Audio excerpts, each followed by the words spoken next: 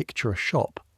Not a grand shop, nothing with columns or gilded windows, just a small shop on a corner in a tropical city. The kind of shop where the walls are painted the colour of a faded mango, and the shutters are the green of old copper. A shop that smells like coffee grounds and damp concrete, and the faint sweetness of sugar cane in the air outside. Now imagine that shop one morning with its shelves completely empty. Not robbed, not damaged, not abandoned, just empty. The hooks where fabric used to hang still in the walls. The glass counter still in place, still reflecting the ceiling fan turning above it. The price tag still tied to nothing. A sign on the counter says, Bodega del Pueblo, store of the people. But the shelves have nothing on them, and behind the counter, where there used to be a man who knew every customer's name, who knew your grandmother's preference in cotton thread, who could tell you the weight of a bolt of linen just by touching it, there stands a 19-year-old who arrived last month from somewhere outside the city, holding a clipboard with a list of rations that nobody quite understands yet, doing his best, which is genuinely not very good. That's Havana. That's Cuba. That's 1963. A place where the revolution is exactly 4 years old and still deciding what it is. Where the most important document in your life is a small booklet with your name in it that tells you how much rice you can buy this month. Where the radio plays speeches before it plays music. Where the man who used to own the corner store is now in Miami, or in a cane field, or in a prison, depending on what he said about the wrong person at the wrong time. This city contains everything at once. The most beautiful coastline you've ever seen in your life. That long curve of the Malecon where the sea turns every shade of green and the waves crash against the wall and salt spray hangs in the air like the city is breathing. The most extraordinary music you have ever heard, coming from windows in buildings that are slowly, quietly, magnificently falling apart. Architecture that makes your chest ache. Spanish colonial balconies draped in bougainvillea. Art Deco facades in peeling pastels. The dome of the Capitolio visible from half the city. A reminder that Havana used to be one of the richest cities in the Western Hemisphere. And underneath all of it, a tension so constant that you've almost stopped noticing it. Almost. A place where you learn very quickly which things you say out loud and which things you keep behind your teeth. Add to that the smell of a city that has been tropical and crowded and alive for 400 years. The salt, the mould, the frangipani coming over a wall, the kerosene from 50,000 stoves, the drains and the bread and the specific sweetness of rum that seems to come from the walls themselves. The sound of 11 families in your building doing everything they do in every hour of the day and night. The walls thin enough that you can identify who is coughing and whose baby is crying and who is arguing about what without trying. A city where the revolution reorganized everything except the music. I make these history stories, and I genuinely have no idea if you're listening to this to fall asleep or because you're curious what it felt like to wait 3 hours in a line for a pound of rice while a man with a clipboard wrote down your name. Either way, get comfortable. Here we go. Your eyes open before you mean them to. It's still dark. Not the clean darkness of a bedroom with thick curtains, the thin grey darkness just before dawn, when your body knows the night is ending even if the light hasn't got the message yet. The kind of darkness that already smells like morning. And in this building, morning has a very specific smell. It comes in layers, the way everything in a solar comes in layers. First, coffee. Real coffee. Or what passes for real coffee now. which is coffee mixed with ground chickpeas in a ratio that shifts depending on what the warehouse received this week. But the smell is there, thick and bitter and beautiful, rising from somewhere below through the floorboards, through the thin walls, through the gaps around the window you've stuffed with newspaper to keep the draft out. Someone on the second floor has their hornilla already burning. Second, kerosene. The small stove in the room next to yours, Doña Carmen's room, runs on kerosene, and no matter what time she lights it, the smell finds its way under her door and under yours and into your lungs before your eyes are fully open. It's a sweet, heavy smell, the smell of heat being manufactured, the smell of the hour before warmth. Third, mould. The wall above the window has been damp since before you moved in, before the revolution, before what everyone calls the triumph. The mould has a smell like old books and wet earth that you have entirely stopped noticing except in moments like this one, when everything is quiet enough to notice everything. And underneath all of it, people. 11 families in this building. 43 people, last count. Bodies sleeping and waking and moving through their mornings. It's not a bad smell. It's a smell of human life packed close, which is a smell that says you are not alone, which some mornings is exactly what you need to hear. Welcome to Havana, Cuba. The year is 1963.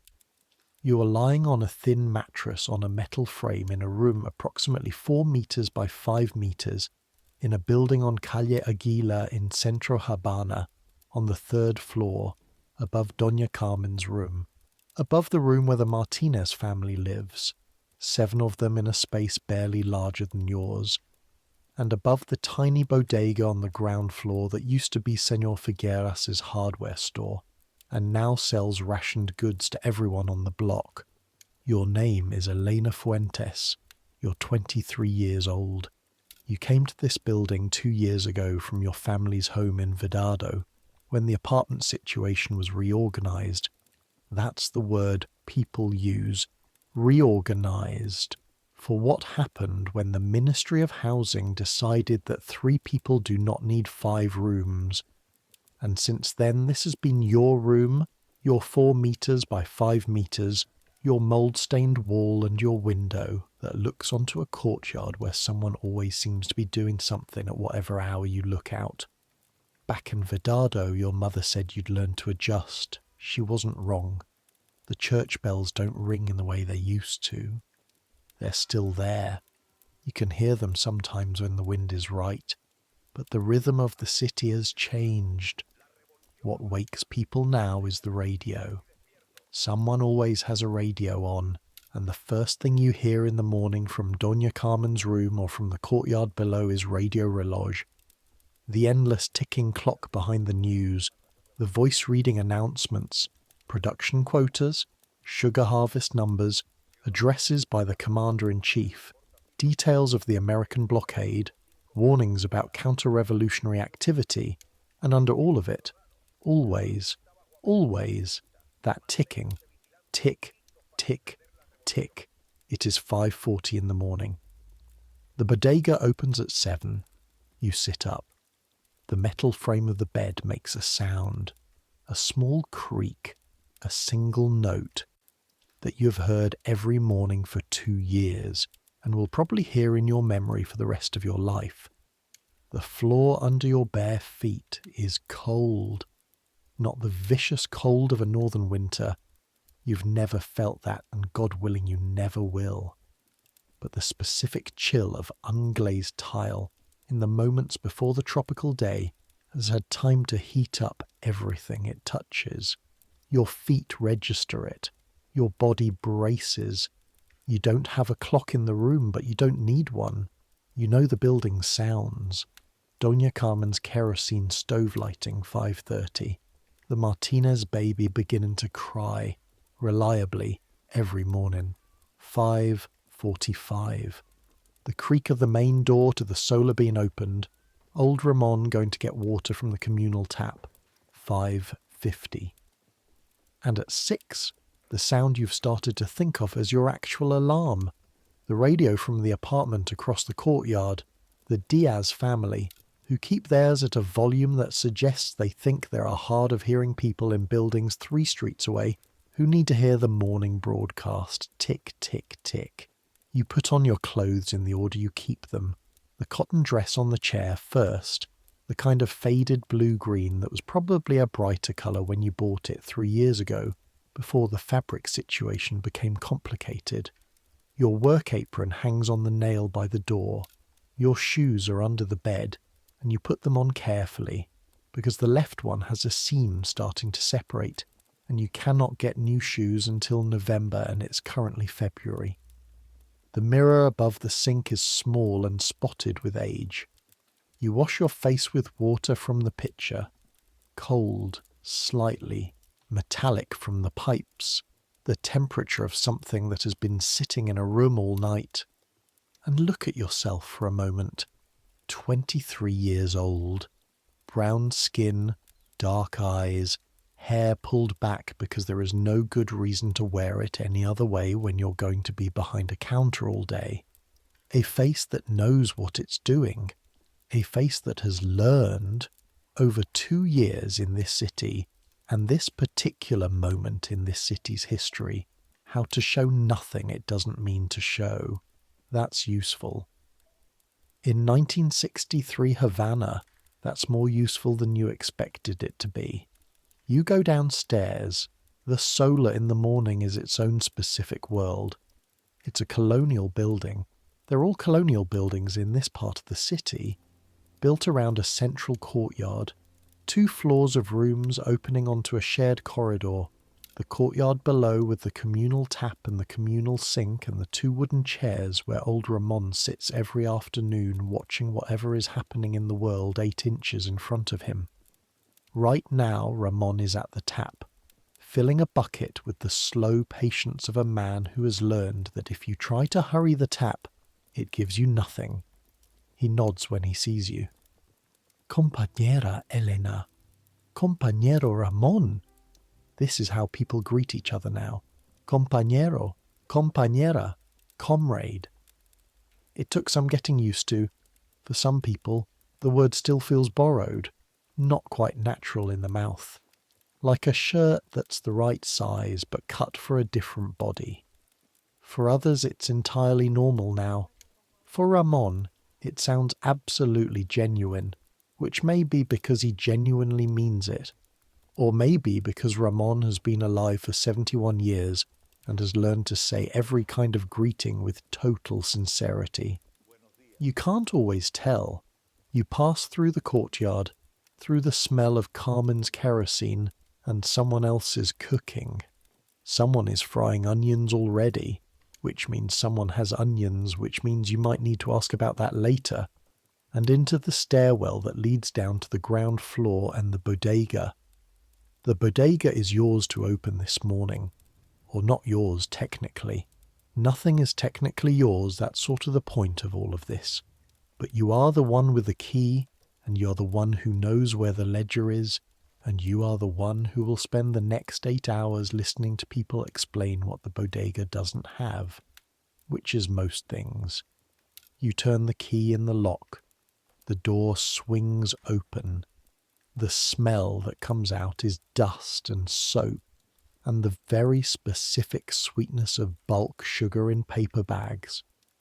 Behind the counter, the shelves hold what they hold today: rice in burlap sacks, sugar in paper bags, a limited quantity of cooking oil in bottles, some soap, the rough brown soap, not the scented kind that hasn't been available for months, dried beans, salt. Against the left wall, a small crate of plantains, very ripe, starting to develop black spots, which will need to go quickly. No coffee today. The coffee allocation for this block comes on Thursdays. Today is Tuesday. No bread. The bread allocation comes with the comisionado's delivery, and he was supposed to come yesterday and didn't. for reasons that were not explained. No meat. Meat is complicated. Meat has been complicated for some time. You pull out the ledger and open it to today's date, February 12th, 1963. Across the top of the page, in the handwriting of the person who was here before you, a man named Ordóñez, transferred somewhere in November, a reminder. Check ration books carefully. Report irregularities. You set the ledger on the counter and wait for 7 o'clock. The first person through the door is Doña Graciela from the second floor, who is 70 years old, moves with the speed and determination of someone 30 years younger, and has strong opinions about the quality of the rice.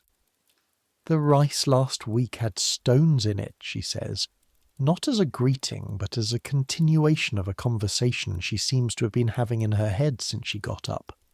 Good morning, Doña Graciela. There were stones, 3 of them. I nearly broke a tooth. I'm sorry about the stones. You open the ledger to her page and find her entry. Graciela Montoya, 2-person household. Rice allocation for this period, £5. Is there coffee? Not today. Coffee Thursday. Coffee Thursday. She says it like you've told her coffee is being discontinued entirely. What about the bread? Yesterday there was supposed to be bread.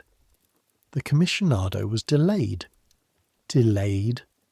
Another word she says with that particular tone, like it's a diagnosis, like she's identified the disease and is naming it for your benefit. Delayed from where to here? It's 2 blocks. You don't have an answer for this, and Doña Graciela knows you don't, so she moves on. Give me the rice then, and do you have plantains? A few. They're very ripe. Ripe plantains are better. She puts her ration book on the counter. You check the numbers, make the marks. You weigh the rice on the scale. A real scale, iron, older than the revolution, probably older than you, and scoop it into the bag she's brought with her, because there are no bags at the bodega. Or rather, there are bags, but there are not always enough bags, and you've learned to tell people to bring their own. The rice is white and dry and smells faintly of the burlap it came in. You run your hand through the scoop before you put it in the bag, checking. You always check, not just because Doña Graciela mentioned stones, but because it's the right thing to do, because this is what people have to eat this week. You feel the rice against your palm. Fine, granular, a few husks mixed in at the surface. No stones. Good. You pick out 4 of the best plantains, the ones that are black speckled but not fully collapsed, the ones that will make good tostones or better sweet plantains if left 1 more day, and add them to her bag. The plantains are slightly sticky with ripeness, their skin giving slightly under your thumb. She hands over the appropriate coupons from her liberator. You mark the entries.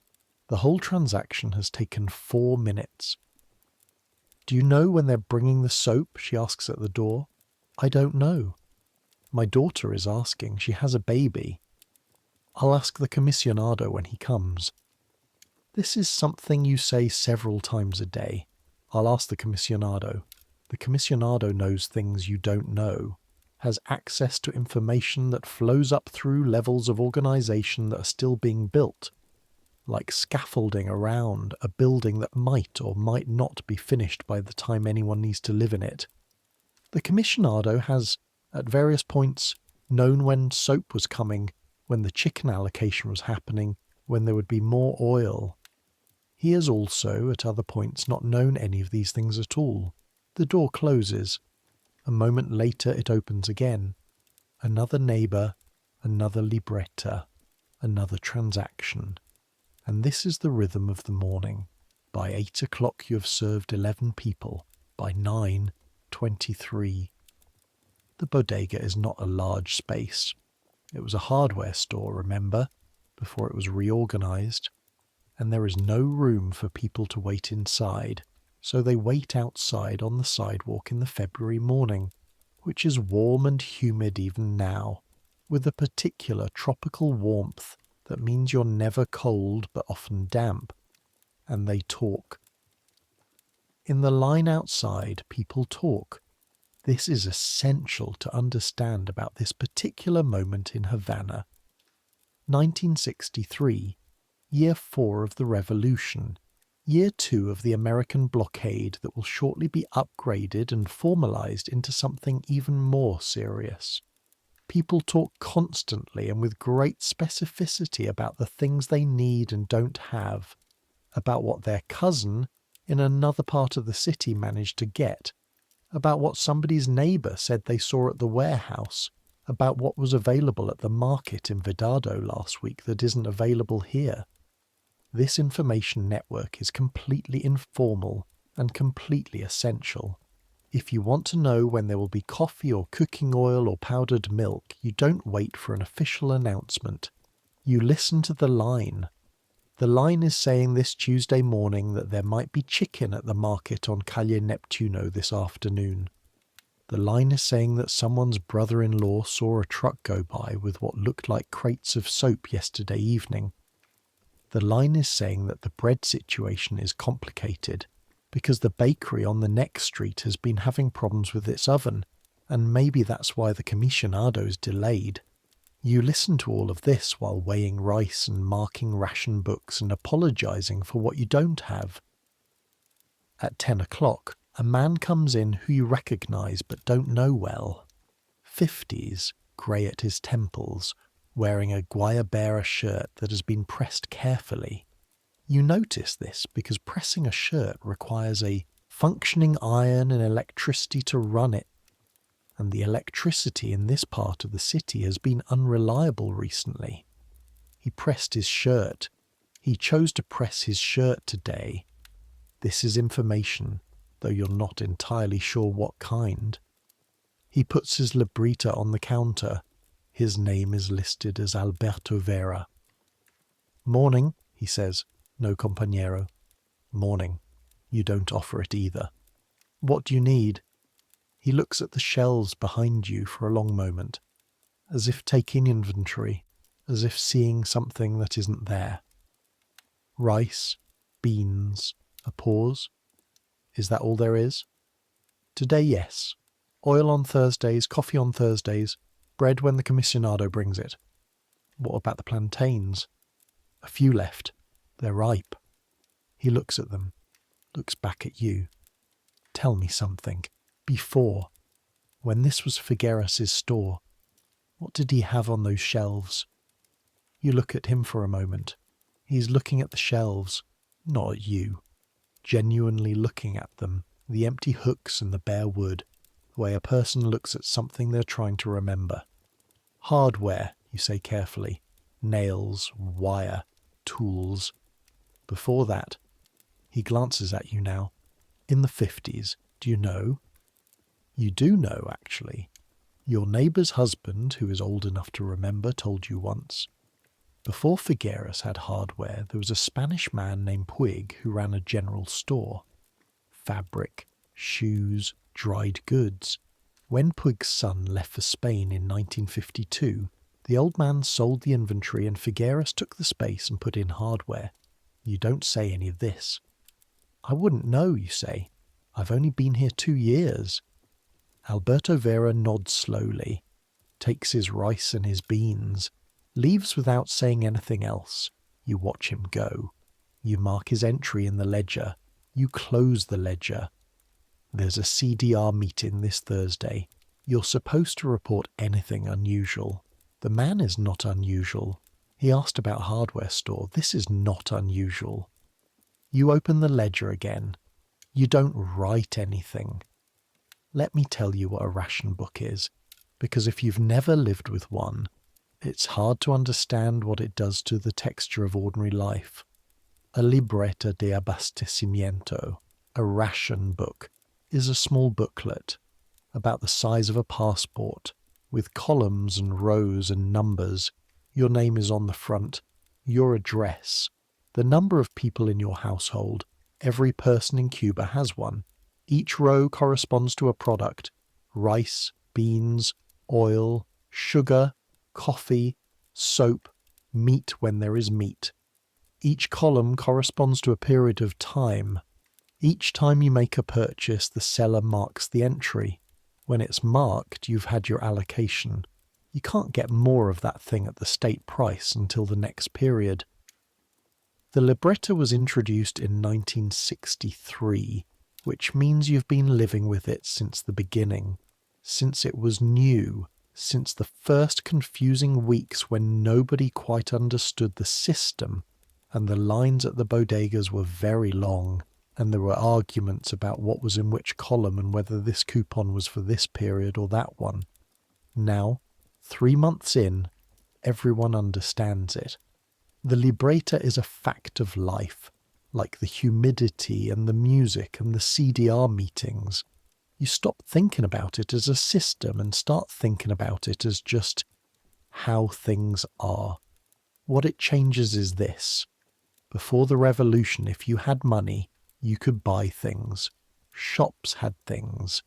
You put your money on the counter and the shopkeeper gave you what you paid for. The selection was wide. The quality varied. Some people could afford more and some could afford less, and the gap between them was enormous. Remember the shanty towns and the marble lobbies. But the transaction was simple. Now, everyone gets approximately the same allocation. More people than before have enough to eat. Fewer people have more than enough. The variety is narrower. The quality is more uniform and also more limited. The difference between your plate and the minister's plate is much smaller than the difference between the poor man's plate and the casino owner's plate used to be. You know this. You hold it alongside what you also know, which is that the coffee doesn't come until Thursday and sometimes doesn't come then, and the soap situation is ongoing, and the pork, as you're about to discover, comes from a warehouse through 3 layers of informal exchange that nobody is supposed to talk about. Both things are true at once. This is 1963. This is the city you live in. At 12, you close the bodega counter for the midday break. The shutters go up. Wood shutters, the original ones from when Figueres was here. Painted green, faded now to the colour of sea glass. You take the ledger and the till box upstairs to your room. You do this every day. You don't leave them in the bodega because this is the rule, and also because common sense says, don't leave a box with money in an empty room. This is true in 1963, and it was true in 1953, and it was true in 1913. Some things the revolution didn't invent. In your room, you eat lunch standing at the window. Rice cooked this morning on the small ring you have, with the lid of a pot that belongs to Doña Carmen, but she doesn't mind.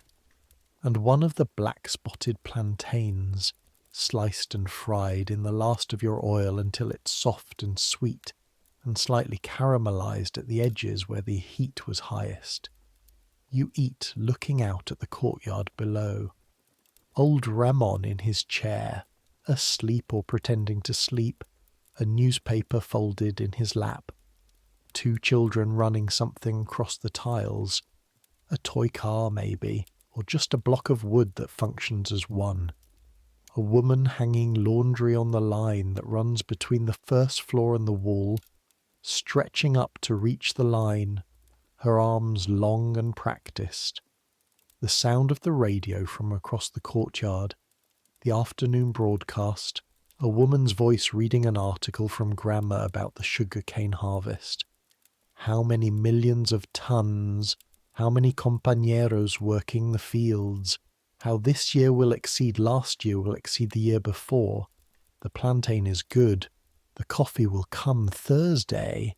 You finish eating. You wipe your hands on a cloth. Then you walk to the malecón. This is not entirely sensible, given that the bodega reopens at 2, and the Malecon is a 20-minute walk from Calle Aguila, and you'd need to leave by 1:40 to get back in time. But you walk to the Malecon when you can, because there is nothing in this city that the Malecon does not make better. This is a fact like the humidity. Inarguable. The route takes you through Centro Habana in the early afternoon, and if you've never been to this part of the city in this particular decade, then you need to understand what it looks like. The buildings are extraordinary. You probably know about Spanish colonial architecture in theory. The arches, the columns, the tiled courtyards, the balconies wrapped in ironwork as detailed and delicate as lace. The reality is that in 1963 in Centro Habana, the buildings are in various states of extraordinary. Some are freshly painted, their facades the vivid tropical colours that have made Havana famous. Turquoise, ochre, rose, a yellow so bright it seems to generate its own light. Others are fading, their paint peeling off in long curling strips that reveal layers of older colours underneath, like a geological cross-section of the city's history. The 1950s yellow under the 1940s green under the 1930s white under the original plaster. Still others are magnificent ruins, buildings that are clearly occupied, clearly beloved, buildings where families live and cook and hang their laundry out to dry, but whose facades are crumbling in ways that suggest the stone itself is exhausted. The streets smell in the afternoon of salt water and exhaust and something floral. Bougainvillea is everywhere, the kind of hot pink that looks almost aggressive against the weathered stone. And underneath that, the persistent bass note of the city that you can only describe as density. The smell of human lives stacked up on top of each other in a beautiful, complicated, slowly falling apart place. You turn north on Belascoine and start to smell the sea before you see it. It comes in waves, literally. Bursts of salt air that arrive and then retreat, arrive and retreat, as if the sea is testing the air before committing. You walk faster without meaning to. And then there is the Malecon. The Malecon is a seawall, a boulevard that runs along the northern edge of Havana for about 8 kilometers, curving with the coast facing the Florida Straits. It was built in pieces between 1901 and 1952, which means it was finished just in time for the revolution to inherit it. The wall itself is 2 meters tall, wide enough to sit on, constructed of concrete and stone, and the absolute certainty that Havana and the sea are going to be in conversation forever. Today the sea is the colour of... you always try to find the right word for it. Malachite, maybe. Or the inside of a lime. Something green that has no right to be that green, that clear, that profoundly itself. The waves come in and hit the wall and throw spray 6, 8, 10 feet into the air. You stand back, you've learned this, and feel the spray touch your face from a distance, the coolness and the salt, and you close your eyes for just a moment. The sound is what you come for, really. In your room, in the bodega, on the streets of Centro Habana, sound is always human.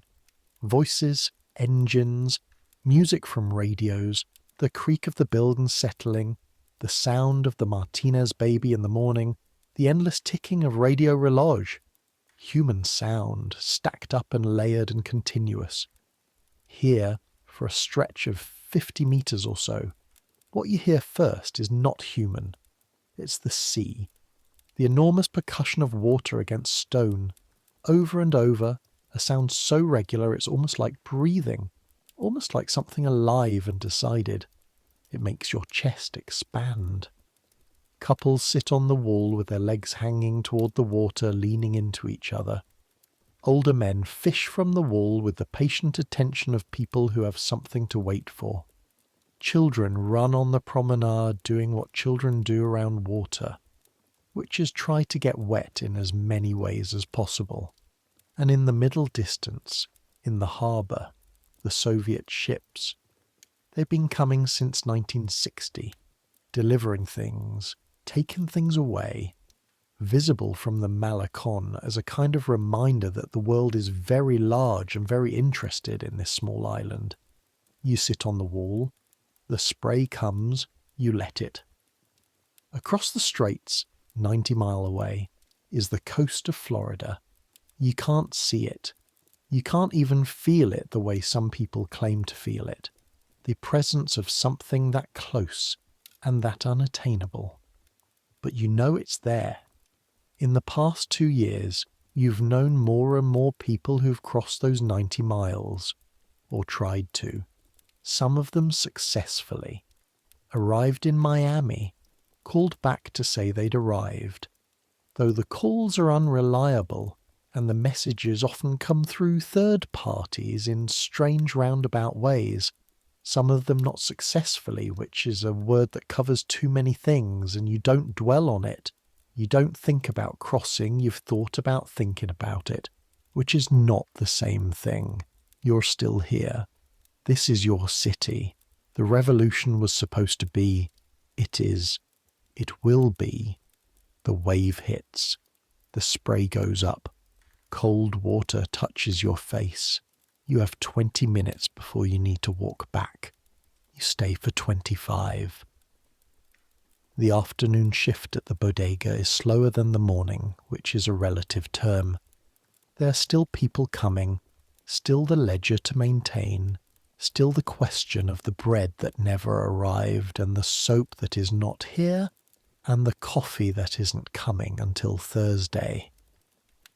But the afternoon has its own texture. At 3 o'clock the children come back from school. This is a sound you've come to love. The specific sound of children released.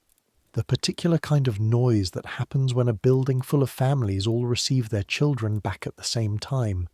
Feet on stairs, voices at high frequencies, the thud of a ball against a courtyard wall. At 4, Doña Carmen comes into the bodega with a question about the oil allocation and stays for 40 minutes because what she actually wants is to talk, which is completely understandable and which you mostly accommodate, with one ear on the conversation and one ear on the door. Doña Carmen is 58 years old and has lived in this building for 25 years, which means she lived through the Batista era in this building and is now living through the revolution in this building, and she has developed, over those 25 years, an extraordinary ability to talk at length about neighbourhood events without ever quite saying anything that could be cited as a problem. This is a skill. You recognise it because you've been developing a version of it yourself. Today's topic is the Perez family 2 buildings over. The Perezes, Carmen says, adjusting a shelf with the familiarity of someone who has been in this room approximately 10,000 times. The Perezes have been receiving packages. Packages? What kind of packages, you ask? Because this is the obvious question, and because not asking it would be more suspicious than asking it. From outside. She doesn't say from where. She doesn't have to. From outside means from Miami, from New York, from wherever the relatives who left ended up. The packages contain things, useful things. Their business, you say? Carmen looks at you with the expression of someone confirming a hypothesis. Of course, she says, their business entirely. This is one of those conversations where both people know exactly what is and isn't being said, and the whole exchange is a negotiation conducted between the lines. You've become fluent in this language over 2 years. You didn't study it. You absorbed it. The way you absorbed the building's sounds by proximity and repetition. At 5 o'clock, Tomas knocks on the bodega's back door. Tomas is 26 years old, works at the port, has a face like a piece of good furniture, well made, uncomplicated, pleasant to be in the same room with, and is, as of 7 months ago, the person you trust most in this building. This happened gradually, the way trust happens, through a series of small moments that each tested something and returned something back. He comes in through the back. The bodega has a back door that opens onto a narrow alley, which was useful when it was a hardware store for deliveries, and is useful now for a different set of reasons. The chicken, he says. The market on Neptuno? Already gone, 3 in the afternoon. You knew it would be. Information in the line is reliable but never fast enough. By the time you hear about chicken, the chicken is gone. But he reaches into the canvas bag he's carrying and sets a brown paper parcel on the counter. You look at it. Tomas, it's not chicken. What is it? Pork. He says this with the tone of someone delivering genuinely significant news. From Pepe in the warehouse, in exchange for, I'll tell you later. You look at the parcel. The smell of it, even through the paper, is the smell of something real, something animal, something that is not rice and not beans and not plantains. The smell of protein, the smell of a meal that requires actual cooking. How much, you ask? Half a kilo? Half a kilo. You calculate. That is 1 dinner tonight, shared between the people you share these kinds of things with, which is Tomas and yourself, and occasionally Lucia Garcia from the 2nd floor who helped you carry water last week when the tap was broken. Maybe 2 portions if you stretch it. What does Pepe want? Nothing now. Someday something. The economy of favours. You understood this intellectually before you moved here. You understand it viscerally now. In a rationed economy, what circulates is not just goods, but obligation. You get something. You owe something. You owe something. Someday you pay. The ledger is kept in everyone's head, and the interest rate is goodwill and proximity, and the basic human commitment to people you've decided to take care of. Tell Pepe thank you, you say. He knows. Tomas takes the parcel back. You'll pick it up at his room later. You've worked this out between you without saying it directly, and leaves by the back door. You go back to the front counter. The afternoon continues. Thursday comes with the coffee and the bread, both at once, which feels like a small miracle, and which Doña Graciela greets with the precise level of restrained gratitude appropriate to receiving things you were supposed to have had on Tuesday. Thursday also has the CDR meeting. The Committee for the Defense of the Revolution, El Comité de Defensa de la Revolución, was established in September 1960, which means by 1963 it's been part of the texture of daily life for 3 years. There is a CDR for every block, more or less. Yours covers 3 buildings. The president of the block CDR is a man named Rodolfo Acosta, who works at the Ministry of Construction, who is 45 years old, who joined the revolution in 1958, and has the photograph to prove it. A small photograph, sepia-tinted, of himself in the Sierra Maestra, thin and serious, a younger version of him who looks like he would be genuinely dangerous in difficult circumstances. This photograph is on the wall of his apartment. He's not mentioned it directly, but he does not have to. The meeting is in the courtyard of the building. Folding chairs are brought out. 9 people come, which is more or less the usual number, the ones who always come, because not coming raises questions, and having questions raised about you is not something most people in 1963 Havana are interested in. Rodolfo stands with a clipboard. He has a specific voice for meetings. slightly more formal than his everyday voice, but only slightly, like he's wearing the same clothes with a clean collar. The allocation for soap has been confirmed, he says. Delivery expected next week. You write this down. The patriotic bond drive continues through the end of the month. Anyone who has not yet contributed should see me directly. The patriotic bonds are a way of contributing to the national effort. They are technically voluntary. The social pressure around them is thorough. There have been reports in the district of counter-revolutionary materials being distributed. This changes the atmosphere in the courtyard in a way that is entirely invisible and entirely palpable. Nobody moves, nobody changes expression. But something tightens, the way air tightens before a storm, not the storm itself, just the signal.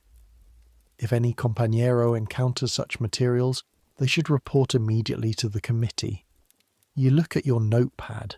You look at it very carefully and write the date at the top of the page, which gives you something to do with your eyes. Finally, Rodolfo's voice changes slightly, becomes what you've come to think of as his good news voice. The CDR is organising a voluntary work brigade for Sunday. Compañeros who are able to contribute their time to the communal garden project on Calle San Lázaro are encouraged to participate. The tomatoes from last month's planting are being harvested. Old Ramon's hand goes up. Is there still the problem with the irrigation? We're working on it, compañero. Because last week the tomatoes on the east side, we're working on it. The meeting concludes 20 minutes later. People fold their chairs and carry them back upstairs. Conversations happen in small clusters of 2 and 3 in the hallway. The ones who are genuinely discussing the tomato irrigation, and the ones who are saying something else entirely in the language of glances and small silences. Rodolfo stops you at the door. Compañera Elena, a moment. Your body does something that you've trained it not to show, which is a sort of brief full system alertness, the way all your nerves receive some signal at once and then have to be told, don't show this. Of course, compañero. Rodolfo looks tired, up close.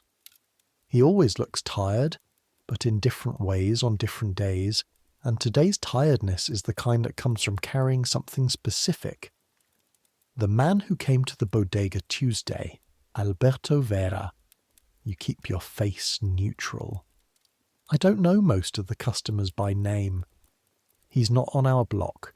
He lives on Calle Obispo. A pause. Did he say anything unusual? You think about Alberto Vera, his pressed shirt, the way he looked at the shelves, the way he said before, the questions he asked about what used to be in this space. He asked about what we had in stock, you say, seemed disappointed about the variety. Rodolfo looks at you for a moment. His eyes are very direct. He looks at people with the full commitment of someone who has learned at some point that you can tell things from how a person holds their face when they're saying what they're saying. If he comes back, Rodolfo says, let me know. Of course, you say. He goes upstairs. You stand in the hallway for a moment, alone. The building makes its sounds around you. The Martinez television murmuring news, water in a pipe, footsteps somewhere. You go to your room. You sit on the bed. You think about Alberto Vera, who asked questions about a shelf and went away with rice and beans, and who Rodolfo Acosta apparently knows about. You think about this for a while. Then you think about the pork that Thomas is going to cook tonight. And you think about that harder, and eventually the second thought mostly replaces the first. Let me explain something about the music, because it matters. The thing about Havana that no description can fully prepare you for, and which the revolution, for all that it changed, could not change at all. The music is structural. It comes out of the walls. It comes from windows left open in the evenings, from radios, from people who play instruments in their apartments with a casualness and competence that would be remarkable anywhere else. But here is simply normal. Someone in the building next door plays Sun on a tray guitar every evening between 5 and 7 with skill that is either trained or inherited or both. The tres is an instrument you'd have heard of but hadn't truly understood before you moved here. Not quite a guitar, not quite a mandolin, something in between, with a brightness in the upper register that cuts through everything else without fighting it. 2 floors above you, a young man who works at the ice cream factory plays trumpet. Not practicing exactly. Practicing implies uncertainty, but running through things with the attention of someone who's in conversation with the music. The city was always a musical city. The musicians who played the hotels and clubs of the Batista era, the Hotel Nacional, the Tropicana, some of them left with the regime, but many stayed. The music didn't go anywhere. It adapted. The revolution didn't abolish son cubano or bolero or cha-cha-cha. It tried, in some quarters, to point music toward explicitly revolutionary content, and there is music now that does exactly that, with lyrics about the Sierra Maestra and the harvest. But there's also music that is simply itself, unchanged, as old as the city, coming out of windows and doorways with no ideological content whatsoever, except the ideology of pleasure. Tonight, in the hour before dinner, the tree is playing something slow, son montuno, the rhythm that came from the mountains of Oriente Province, from the east of the island, and travelled west and arrived in Havana and became the foundation of everything the city sounds like. The guitarist is playing the same chord sequence he always plays. 5 chords, going around, the tree's making its brightness in the upper register. You're at the window. The courtyard below is in the evening light, which in Havana in February is golden and horizontal, and makes even the crumbling plaster of the walls look extraordinary. Old Ramon is in his chair. A child is doing something with chalk on the ground. The woman who was hanging laundry is sitting with her arms on the railing of the first-floor balcony, looking out. The tres keeps playing. There is a word in Cuban Spanish, añoranza, which means nostalgia, but with more weight in it. Not just the memory of something good, but the feeling of its absence, the specific gravity of what isn't there. You're 23. You're not supposed to be nostalgic. But in the evening light, hearing the trees, you feel something that the word might cover. Not for the Batista years. You're not romantic about those. The casinos and the American money and the inequality that cut through the city like a knife. The shanty towns on one side of the city and the marble lobbies on the other. Not that. For something harder to name. The shop your family had in Vedado. The way your father's hands knew exactly how to handle fabric. The grip and the drape and the slide of his thumb across the surface to assess the thread count. The specific sound of the bell above the shop door when a customer came in. The smell of the back room where the bolts were stored, which was the smell of new cloth and old wood, and the faint lavender your mother put in the storage chest. That shop is a state workshop now. Your father works in it. The same room, the same fabric, but different, under different conditions, with different paperwork. He says it's fine. He says it most mornings when he gets up. You believe him, and you don't believe him, and you've stopped trying to sort out which is more true. The tres plays on. You turn from the window. The pork is not going to cook itself. The kitchen on your floor is shared. 3 families, 1 stove, A schedule that was negotiated when you first moved in and has been renegotiated several times since then with varying degrees of tension. Your slot is 7 to 8 in the evening. Tonight, Thomas brings the pork to the kitchen at 7:05, wrapped in its brown paper, and you unwrap it on the counter, and both of you look at it for a moment in the way that people look at things they haven't had in a while. Half a kilo of pork shoulder, cut rough, dark red, with a rim of fat that will render down in the heat. You pour what's left of your oil into the heavy iron pan. The pan is old, much older than anything else in this kitchen, older probably than this building, and heats unevenly, which you've learned to manage by moving the food around in ways that compensate for the hot spots. You put the pan on the flame and wait. The smell, when the pork goes in, is the smell of something specific to this moment and no other. Not general cooking smell, the smell of meat in hot oil in a small kitchen in a building where 11 families are doing their various evening things, and most of them can smell what you're cooking, and all of them know what it means, which is that someone has access to something. You add garlic, real garlic, bought last week from a man at the Mercado Cuatro Caminos, and the garlic hits the oil, and the kitchen becomes a place that smells genuinely good. The garlic sputters and goes brown at the edges and turns sweet, and the fat from the pork begins to render and pool in the pan, and you move the pieces with a wooden spoon that's been in this kitchen longer than anyone currently living in it. Lucia Garcia from the second floor appears in the doorway at 7:15, which is not a coincidence. Sit down, you tell her. There's enough.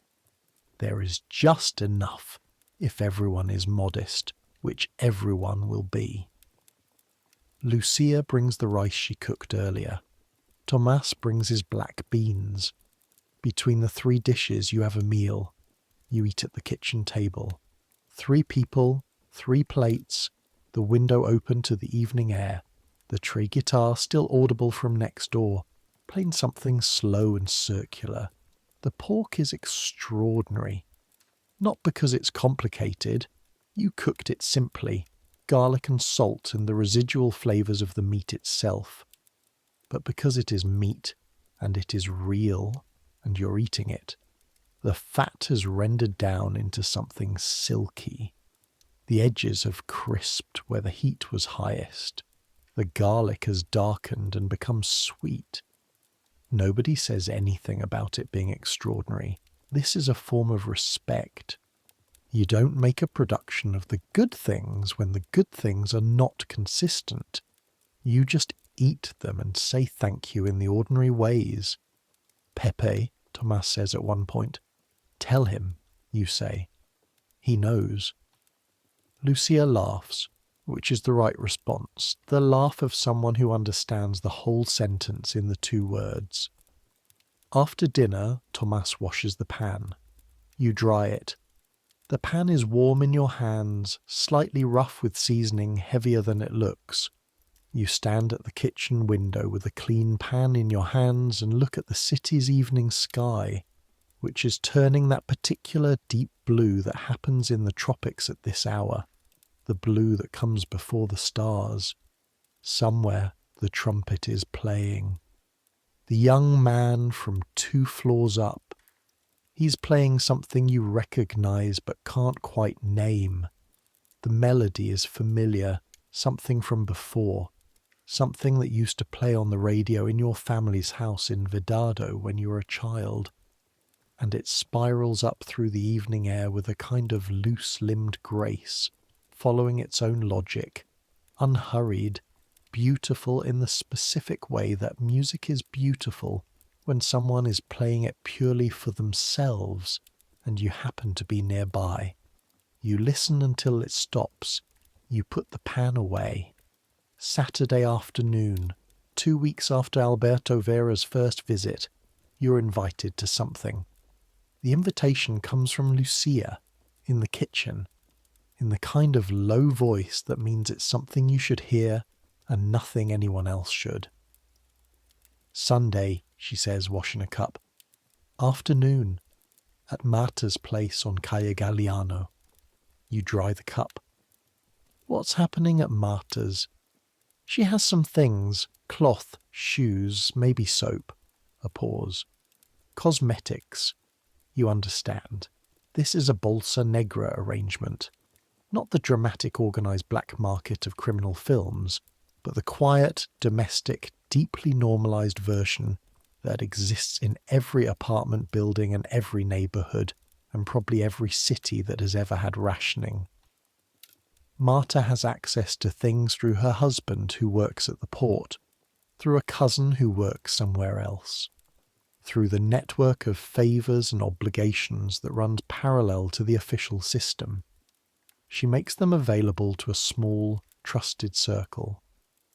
"What does she need?" you ask. She mentioned paint. "Someone said you had paint." You have paint. 2 cans, interior latex, white, acquired in the reorganization of the hardware storage when the bodega took over from Figueres' store, noted in the inventory as surplus and theoretically belonging to the state warehouse, but sitting in your back room because the state warehouse hasn't come to collect them. "What kind of cloth?" you ask. She said cotton, good quality. You think about your father's hands on fabric. You think about the dress you're wearing, which is faded, which has been faded for a year. "What time Sunday?" you say. Lucia smiles. "Just slightly." 1 o'clock. Take the back way on Virtudes. Marta's apartment on Calle Galliano is on the 2nd floor of a building that used to be a department store. The building retains, if you look, some traces of its former purpose. The proportions are slightly grander than purely residential. The windows are larger. There's a steel column near the entrance that would have made sense in a sales floor, but is slightly incongruous in a building lobby. Marta is 40 years old, small, quick-moving, with the energy of someone who has decided that the distance between any 2 points should be covered as efficiently as possible. She opens the door, looks at you, looks at the canvas bag with the cans of paint, nods, and steps back to let you in. The apartment holds things carefully, not lavishly. Nothing announces itself. But the fabric curtains are a deep gold colour and have been ironed. 2 paintings on the wall, one clearly an official print, a poster-style image of workers, framed and hung. The other one, slightly smaller, slightly askew, is a small oil painting of the Malecon at night. Nothing special in technique, but with a warmth of colour in the water that someone who knows the Malecon would recognise immediately. 4 women are already there. You know one of them, Ophelia from the bodega on the next block, whose ration patterns you know better than you know her face. The others from further afield.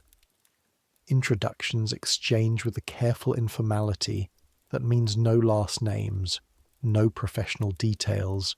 Just "this is Anna, this is Conchita, this is my friend from the hospital." The cloth is on the table. Marta has done this with the precision of someone who has done it before. Everything laid out, quantities clear, prices in the small handwritten numbers that don't mean official prices but mean what this is worth in the current informal economy. The cotton is good. You touch it and know it immediately. The thread count, the weight in your hand, the way it moves. Your father's daughter.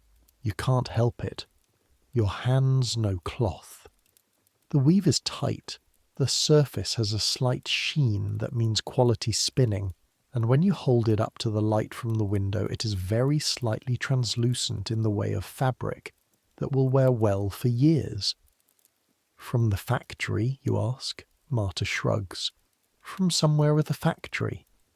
You buy 1 metre of the blue-green and 1 metre of the white. You pay what Marta asks. You're buying access as much as fabric. The soap is small, 3 bars, foreign, with printing on the wrapper in a language you can't quite read. The smell is lavender. Real lavender. Not the synthetic lavender of the approved domestic soap, which has been accurately described by multiple people as smelling like ambition rather than flowers. You buy 2 bars. You put everything in the canvas bag, under the paint cans. Not hidden exactly. No one searching would be fooled, but not displayed. The 5 of you drink coffee. Real coffee, Marta's, offered in small cups with the seriousness of someone who knows what real coffee means in February 1963. And talk. Not about what you've just done. About children mostly. About a film at the cinema on Calle 23, a Cuban film made by ICAIC, the New Film Institute, which people have various opinions about. The coffee is magnificent. You finish your cup and think, this is also what the revolution changed. And then you think, and this is what it didn't. And you put both thoughts away and look at the women around the table and think, I trust these people, which is its own kind of calculation and its own kind of gift. The route back takes you along Calle Virtudes, as Lucia said, which is quieter than Galliano but not empty. February afternoon, warm and bright, people sitting in front of buildings in chairs carried from inside, talking to neighbours, watching the street with the patient attention of people with time, children, a woman with a basket, 2 men in the long argument that looks from outside like something that has been going on for weeks and will continue for weeks more and is actually a form of friendship. You're nearly back to Calle Aguila when you see Rodolfo. He's coming the other way. Walking with another man you don't recognize, both of them with the deliberate pace of people going somewhere specific.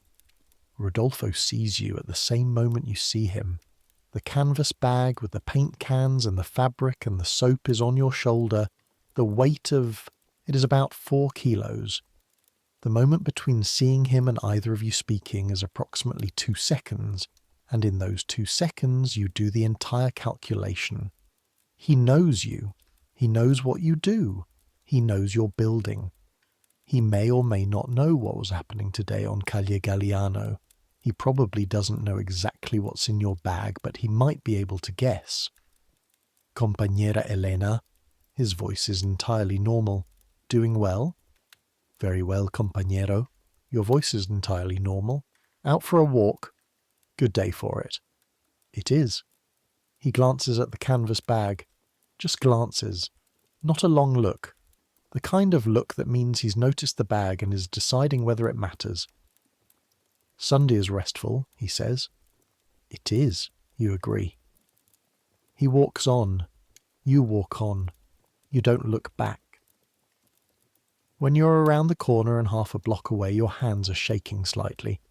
You put one of them flat against the warm stone wall of the building beside you. Feel the roughness of it.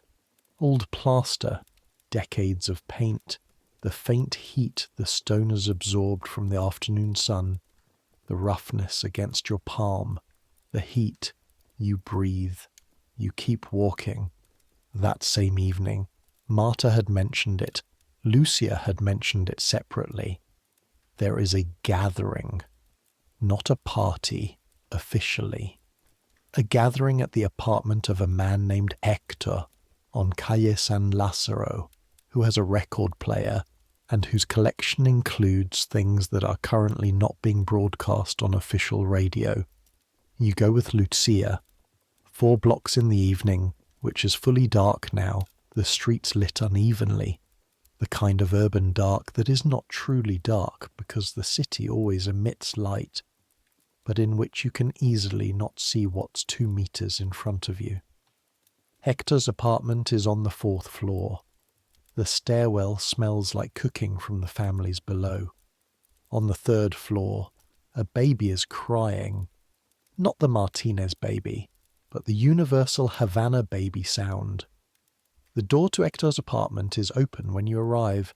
Inside, 15, maybe 18 people, in a space that's larger than yours but not large, arranged on chairs and on the floor and against the walls, talking. The record player in the corner, playing something low.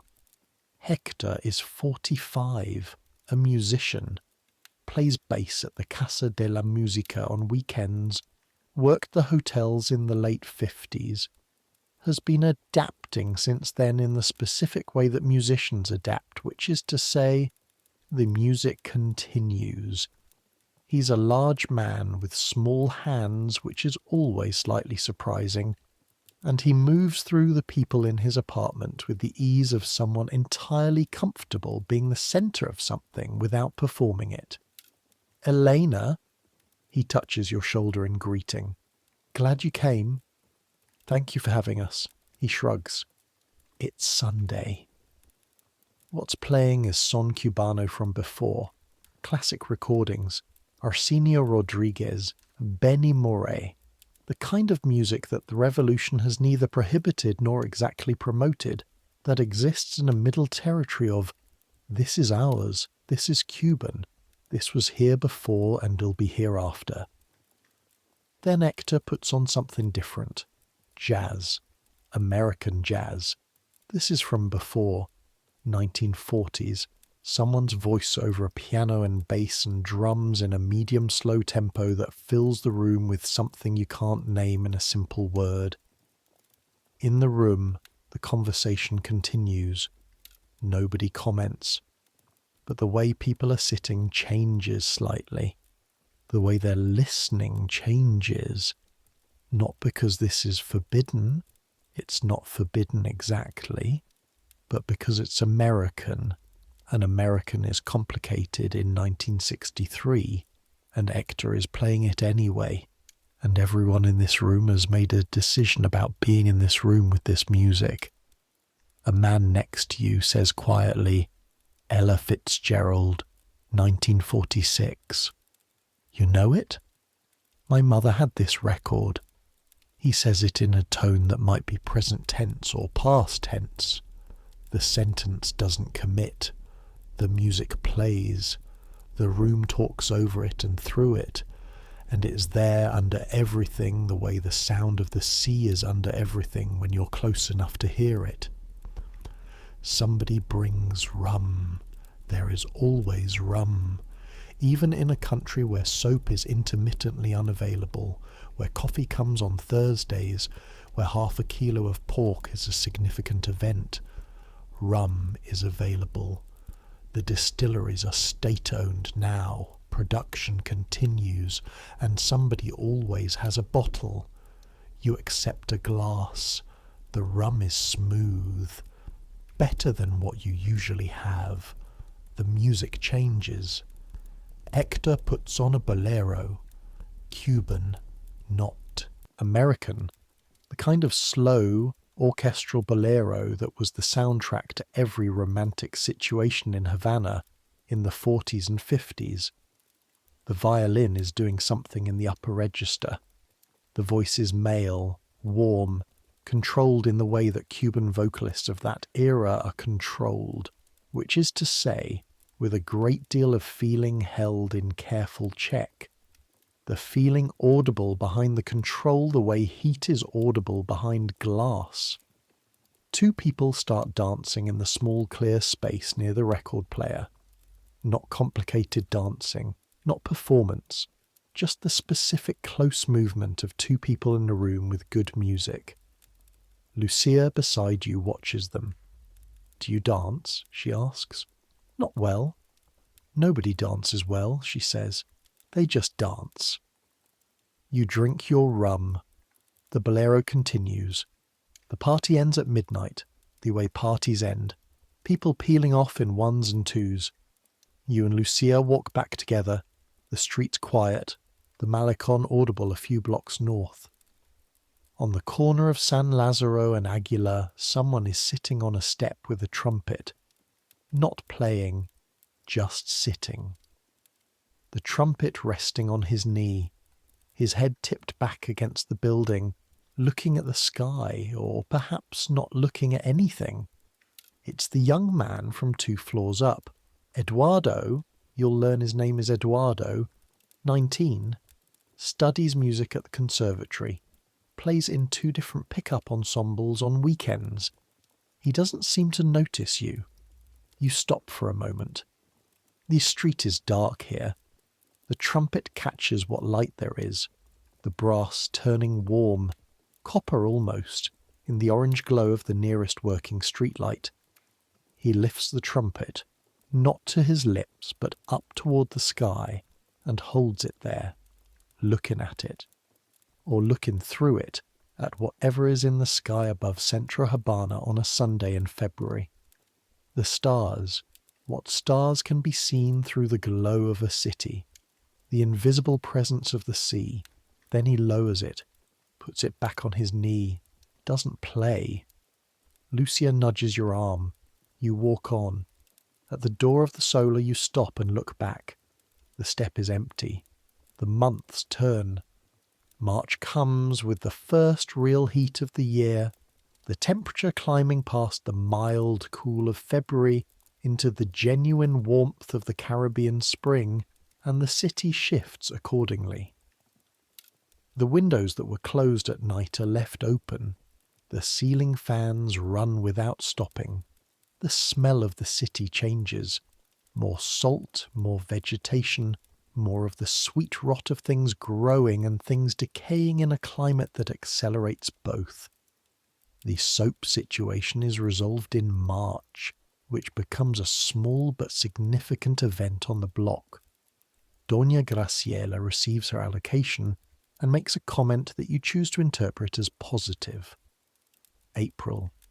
You learn that Alberto Vera was picked up for questioning. Not arrested, as far as you can tell.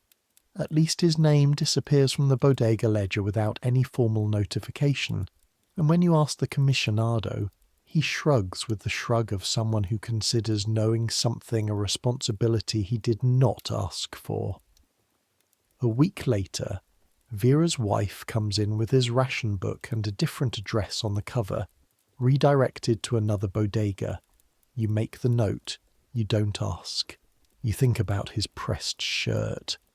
You think about the weight of the paint cans in your canvas bag and Rodolfo's glance. You don't think about these things for too long.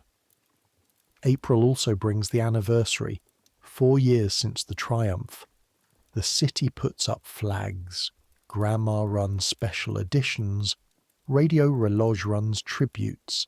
And there is a rally in the Plaza de la Revolucion that Rodolfo organizes the block's attendance at. The plaza is enormous. You've seen it before, but not full. Not like this. 100,000 people, or more, standing in the heat of the late morning, listening to the voice from the podium. The voice is Fidel's. You know it by now the way you know the trumpet from the 2nd floor, the way you know the creak of the building's main door. It's a long speech, ranging across history and politics, and the imperialism of the blockade and the achievements of the harvest and the future being built. You stand in the crowd and listen. There is something. You've felt this before at other gatherings, and you've tried to understand it. Something in being in a large crowd listening to something that is trying to be true. Not whether it is true, whether it's trying to be. Whether the people around you believe it or believe some of it, or are simply deciding that belief is not the point, that standing here is something else. Solidarity, community, a kind of location. Old Ramon, standing near you, falls asleep standing up for approximately 30 seconds, and then wakes himself and doesn't mention it. You hand him water from the bottle you brought. He nods. Good speech, he says. Is it? He shrugs. Better than the last one. Summer in Havana. You were warned. Everyone is always warned about the Havana summer, and the warning is always insufficient. This is wet heat. Heat that has absorbed the entire moisture content of the sea and brought it with it. Heat that makes the air feel like something you're wading through rather than moving through. Heat that makes every surface warm to the touch. The tile floors, the iron railings, the stone walls, the metal handles of things, your own skin. By July, you and Lucia have developed a system. Cooking is done in the early morning before 8 when the kitchen is still bearable. The bodega in summer is its own environment.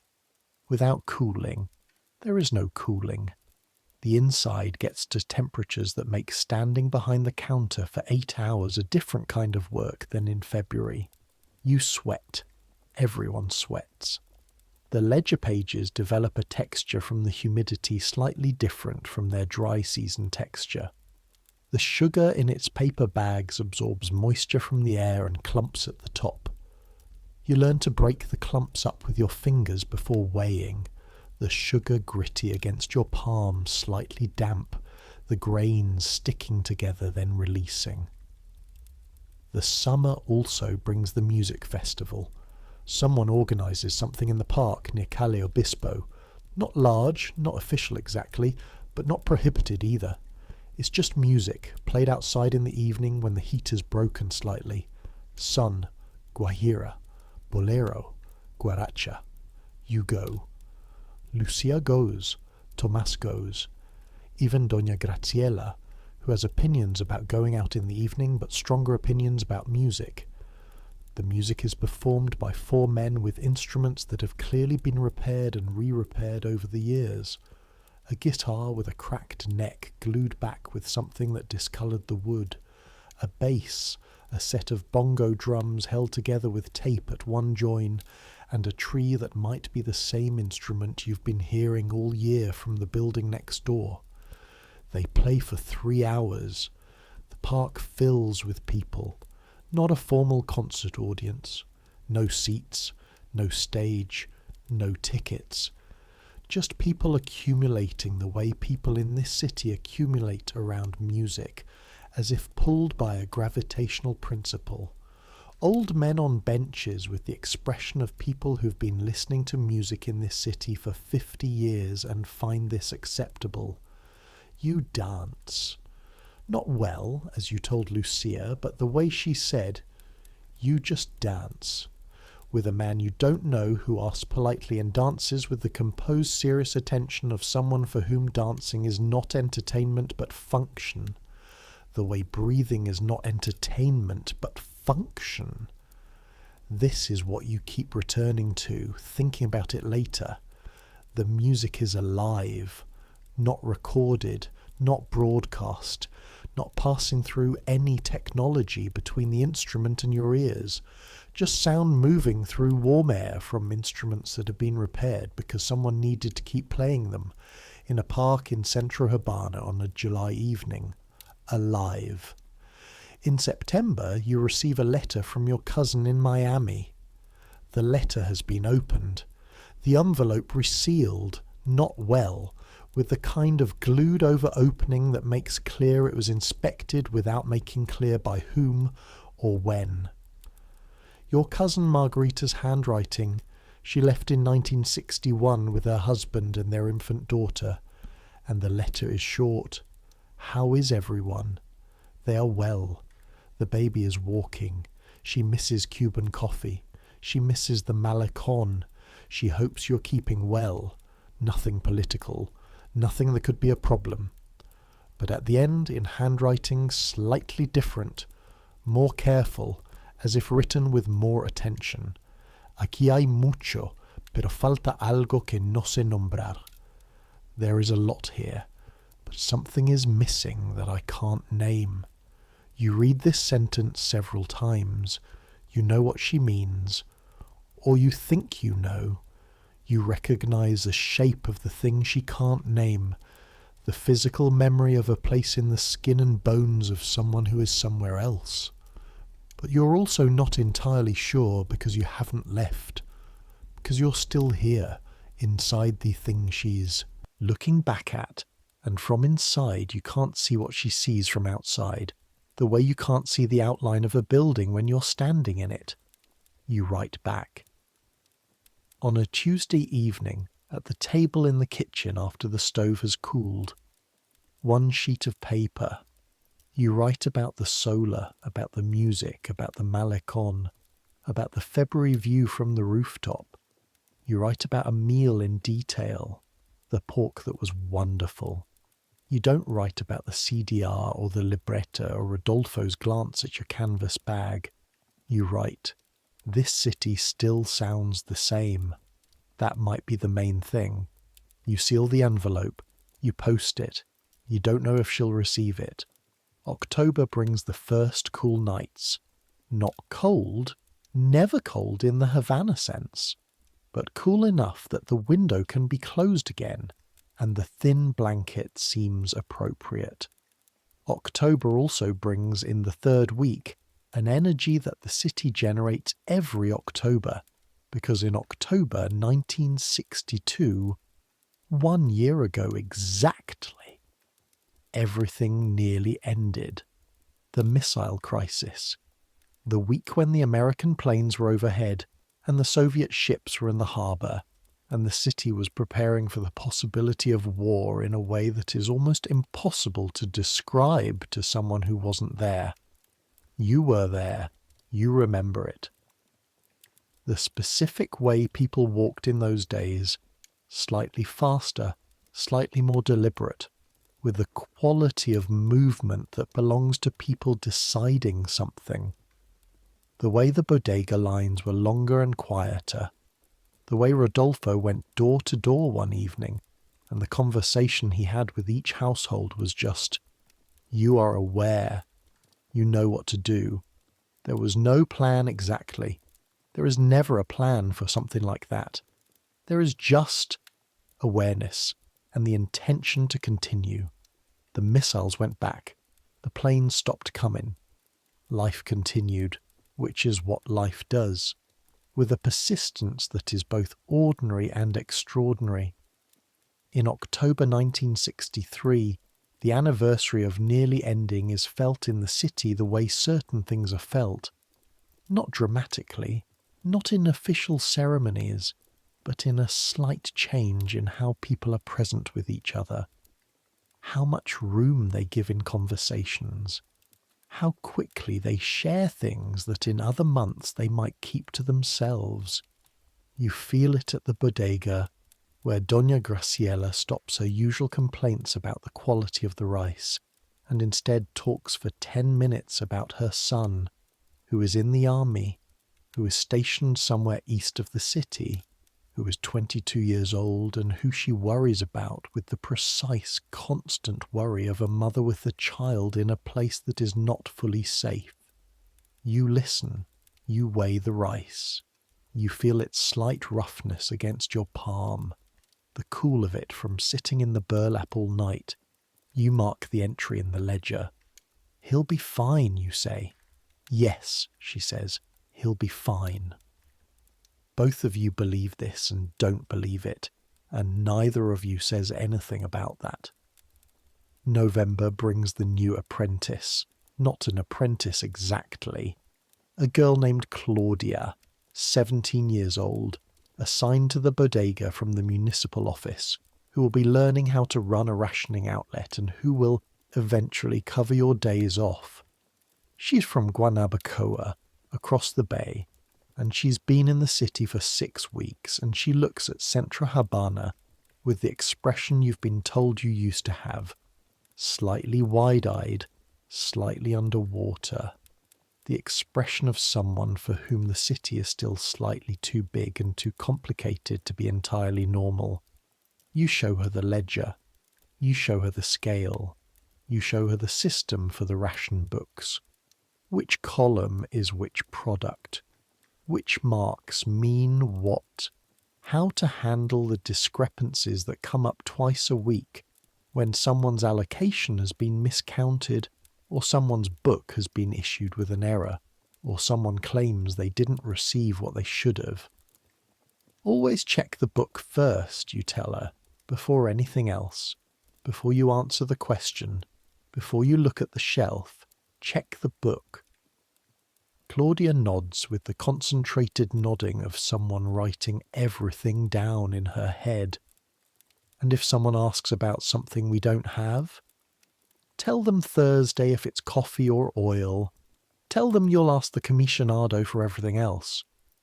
And if they don't believe you, you think about Doña Graciela and the stones in the rice, about the months of delayed bread and the ongoing soap situation, about the resigned patience that people develop in lines when patience is all they have, and the frustrated edge that comes when the patience has been used up for the day. Most of the time, you say, they're not angry at you, they're angry at the situation. You're just the nearest person. Claudia looks at you with an expression that is trying to decide whether this is comforting. It gets easier, you say. She doesn't quite believe you. She will, eventually. One evening in November, you go to the rooftop. The broken chairs are still there. The water tank still hums. The air tonight is cool and clear, the kind of night that happens a few times a year in Havana when there is no humidity, and the sky is the pure dark of winter stars. The view. From the roof of a 5-story building in Centro Habana on a clear evening in November 1963, the city is visible in the specific way that cities are visible from inside them. Not the bird's-eye abstraction of a map, but the particular layered complexity of rooftops and facades and streets visible between buildings. To the north, the Malecon and the sea. You can't see the wall from here, but you can see the water, the last of the sun on it, silver and pink. And beyond it, the dark line where the sea meets the sky. To the east, the dome of the Capitolio. It has been there since 1929. It is 91 metres tall. It was modelled on the United States Capitol, which is an irony that the current government has noted. But the Capitolio is still there, and its dome still rises above the city's rooftops, and it still catches the evening light with the composed authority of something that has outlasted several governments and expects to outlast more. To the south and west, the neighbourhoods, Cerro Vedado, the beginnings of the new housing projects being built in areas previously underserved. You can see cranes in the distance, Soviet construction methods raising apartment blocks that are newer and less beautiful than the colonial buildings, but that are also, undeniably, being built for people who previously lived in bohíos with dirt floors. This is not nothing. This is something. You have to hold both things at once. The city in the evening light. You've been here more than 2 years now. Long enough that you know things. You know which step on the 3rd floor landing creaks and which one doesn't. You know that the Martinez baby, not a baby anymore, a toddler with opinions and a specific laugh, is afraid of the sound of rain on the courtyard tiles and has to be held during storms. You know that old Ramon's newspaper is the same newspaper folded and refolded across many days, that he uses it as a prop more than a reading material, that what he's actually doing when he appears to read is watching everything. You know the weight of a kilo of rice in your hand, the texture of good cotton, the specific smell of the bodega at 7 in the morning when you unlock the shutters and the air inside meets the air outside. The sound of the building at 3 in the morning, which is its most private sound. The sound it makes when it thinks nobody is listening. You know Lucia's laugh and Tomas's silences and the particular quality of Doña Graciela's approval, which comes carefully packaged in complaint and requires some unpacking but is genuine when you find it. This is the city you live in. This is where you are. From this rooftop in the November dark, it looks like itself. The dome, the sea, the lights, and the unlit spaces between them. Below, the trumpet starts. Eduardo is playing in the courtyard rather than his window tonight. The sound rises directly, without walls between you and it. He's playing the melody you couldn't name, the one from the radio in your family's house in Vedado when you were a child. You know it now. You traced it through conversations until you found it. A bolero, written in 1952, whose recordings exist now in the memory of people old enough to have heard it on the radio before the world changed, and in the repertoire of young musicians who learned it from those people. Eduardo plays it slowly, not sadly. Not everything slow is sad, even when it contains loss, but to the quality of something being held carefully, something handled with the attention you give to things that are fragile and important. The city listens, or the city continues, which is what cities do, and you listen, and that's enough. There is a particular hour. It comes in this building, in this city, in this year, somewhere between 11 at night and 1 in the morning, an hour when the layers of the day have settled, when the morning is already waiting in the future, when the building has grown as quiet as it gets. The Martinez television off. Doña Carmen's kerosene stove extinguished, the smell fading to almost nothing. Old Ramon's chair empty. He's been upstairs since 9. The courtyard still and dark except for the small light someone keeps on near the main door. A single bulb, barely bright, casting a circle of orange on the tiles below. The sounds that remain are the building's own. The pipes, the wood, the stone, the settling of a structure that has been settling for longer than any of its current inhabitants have been alive. The sounds of sleep, not silence, because people in sleep make sounds. The shift of a mattress, a cough, the occasional murmur of something dreamed. And through the window, the sound of the sea. You can hear it from here tonight. The Malecon is 6 blocks north, but the wind is from the north and the waves are high and the sound carries. That recurring percussion, water against stone over and over. Your room, the walls you know too well to see any more. The mould-stained patch above the window, the nail by the door where the apron hangs, the spotted mirror above the sink, the mattress that knows your weight. You lie down. The sheet is cool. Your body, after a day of the bodega and the kitchen and the music in the evening, settles into the mattress with the gratitude of something that has been vertical for too long. Your hands under the thin sheet. The right hand with the small scar on the thumb from a shelf edge 3 months ago. The left hand with its dry season skin at the knuckle from washing in cold water, both of them still now, against the sheet. These hands that have done the day's work, weighed and measured and written and cooked and touched the warm stone wall in the afternoon to feel its roughness. You breathe. Outside, the city breathes. There's a Friday in November. You will remember it the way you remember certain days, not because you knew it was coming, not because anything warned you, but because afterward everything arranges itself into before and after, and the before part holds a quality you didn't notice it having until it was gone. It is the 22nd of November, 1963. Friday starts the way Fridays start. The kerosene, the baby, the radio, tick, tick, tick. You're at the bodega by 5 minutes to 7, the shutter key cold in your hand, the November morning mild and clear after a week of rain. The street outside is wet and bright, the puddles catching the early sky, the bougainvillea on the building across the way startlingly vivid in the new light, hot pink against the old peeling yellow. the kind of colour combination that shouldn't work and does, completely without apology. You open the shutters. The bodega air meets the morning air. You pull the ledger from under the counter.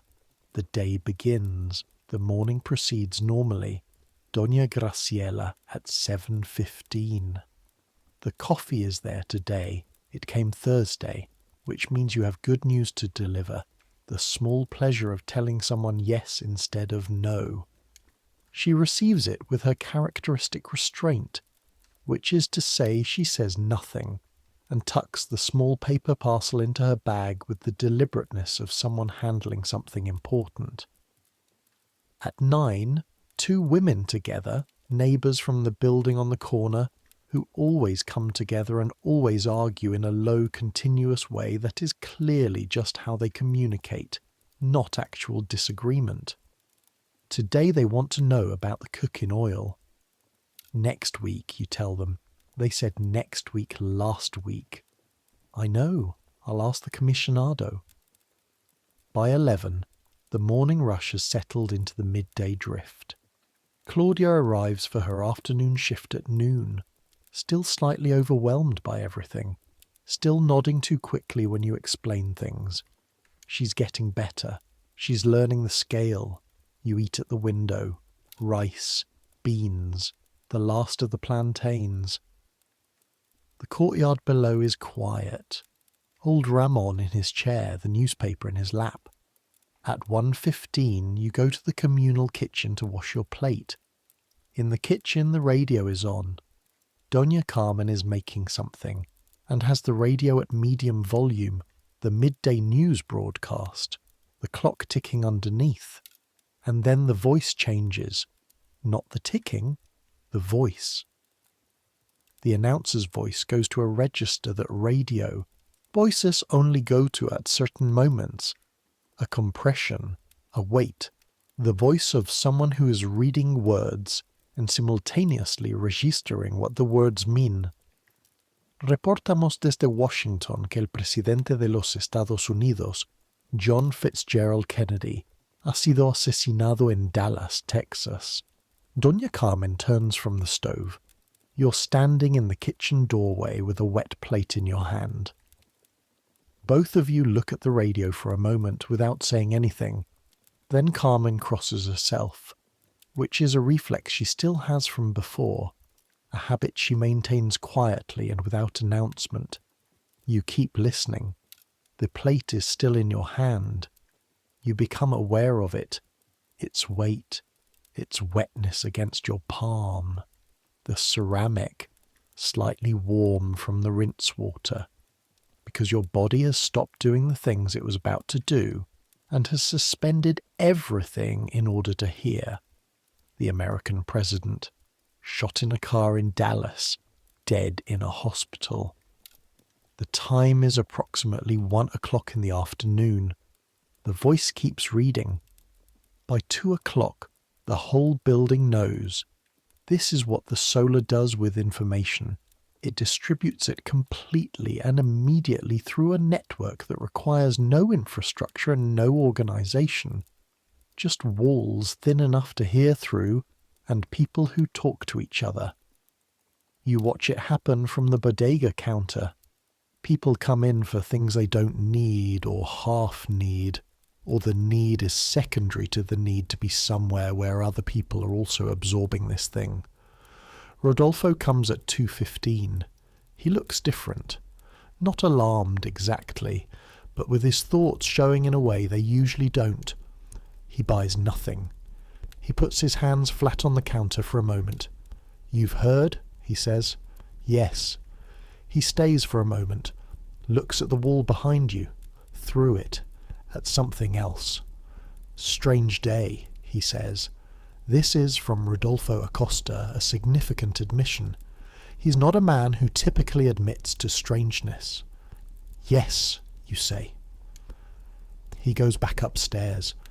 The feeling in the city for the rest of that Friday is not what you might expect. If you are thinking the Cubans celebrated, The Americans who invaded at the Bay of Pigs 2 years ago, who imposed a blockade that is making soap hard to get and coffee a Thursday event. Their president is dead. That must mean celebration. Some people think that. You hear it in the following days, in the bodega line, said in low voices or occasionally in voices that aren't low at all. Que se joda. Good. He had it coming. The man who authorized the Bay of Pigs invasion, who tried to strangle this island economically. You hear this. But that's not the whole feeling. The whole feeling is stranger and more mixed and harder to name, because Kennedy was also the man who, a year ago, did not start a nuclear war. The man who, when Soviet missiles were here and American planes were overhead, and the city was preparing for destruction, that man chose to step back from the edge. That decision, made 90 miles away by someone you never met, is why you're standing here today in a bodega with a ledger in your hands. That's true whether you say it out loud or not. In the evening, you go to the rooftop again. The city tonight has an energy that isn't panic and isn't celebration and isn't grief exactly, but is some compound of all three. The energy of people absorbing something large and trying to determine what it means for them in their specific lives, in their specific street, in the specific current of history they're already moving in. From the rooftop you can see lights, the city's lights, which are unreliable and beautiful, coming and going in the tropical dark. The Capitolio Dome, the sea, somewhere out there, Florida, 90 miles, where the news is also moving through rooms and streets and radios, where Margarita is, and her daughter, and her husband, who left this island 3 years ago and built something on the other side. Different responses to the same event, filtered through different distances from it, different investments in it. You stand on the roof for a long time. The trumpet doesn't play tonight. Eduardo, wherever he is also absorbing this. The days that follow arrange themselves differently. This is one of the things that large events do to ordinary time. They rearrange the sequence. The days before the 22nd acquire a retroactive quality of ordinariness, of not knowing. The days after begin from this new point, carrying it. You continue working. The bodega opens at 7. The ledger is filled in. The scale is used. Doña Graciela has something to say about the rice. But in the lines, the conversations have shifted. People are talking about Kennedy the way people talk about large distant things that have come suddenly close, with the particular intensity of those who are not sure what to think and know, that not being sure is itself a complicated position to be in. A man in the line on Monday says, "It doesn't change anything for us." A woman says, "It changes everything. We just don't know how yet." An old man says nothing but shakes his head with the slow rhythmic persistence of someone who has seen enough history to know that this is what history does. It happens while you're weighing rice. You mark the entries. You ask the commissionado about the cooking oil. Life continues, which is what life does. The Sunday Work Brigade happens in late November, 3 days after the Friday. Rodolfo organizes it with the same clipboard, the same voice. Voluntary, he says, which is true in the way these things are true, which is, if you have the ability to come and you don't come, the reasons why will be noted. You put on your work clothes, the old address, the shoes that can handle mud, and go to the communal garden on Calle San Lazaro at 7 in the morning. The garden is a concrete lot that was an empty concrete lot for 15 years and has been, over the past 6 months, transformed by approximately 40 people working their Sunday mornings into a space where things grow. Raised beds, built from wood salvaged from demolished walls, a water system made from repurposed pipes and an old barrel that collects rain from the building's roof, tomatoes, peppers, sweet potato, malanga, herbs along the edges, oregano, basil, ricao, the flat leaf herb that goes into everything that matters. Today's task is the tomato harvest. Rodolfo explains this with the clipboard. The tomatoes on the east side especially. Old Ramon was right. The irrigation there has been insufficient. Some of the plants have cracked fruit from uneven watering, but still salvageable, still good for sauce, still worth harvesting before they go. You're given a basket and assigned to the east row, the tomatoes. You have to look at them to understand. They are not the large, perfect spheres of the kind that existed in the shops of the pre-revolution city, the kind imported from Florida or California with their uniform redness. These are irregular. Some are cracked. Some have dark spots that need to be cut away. But their smell, when you cup one in your hand and press your thumb gently to its skin, is the smell of a thing that actually grew in actual soil under actual sun. Not performed, real. You pick them one by one. Your hands develop a rhythm. Reach, cup, assess, twist, place. The stem twists off cleanly when the tomato is ripe, resists when it's not. You learn this in the first 5 minutes, and then your hands know it without conscious thought. The basket fills.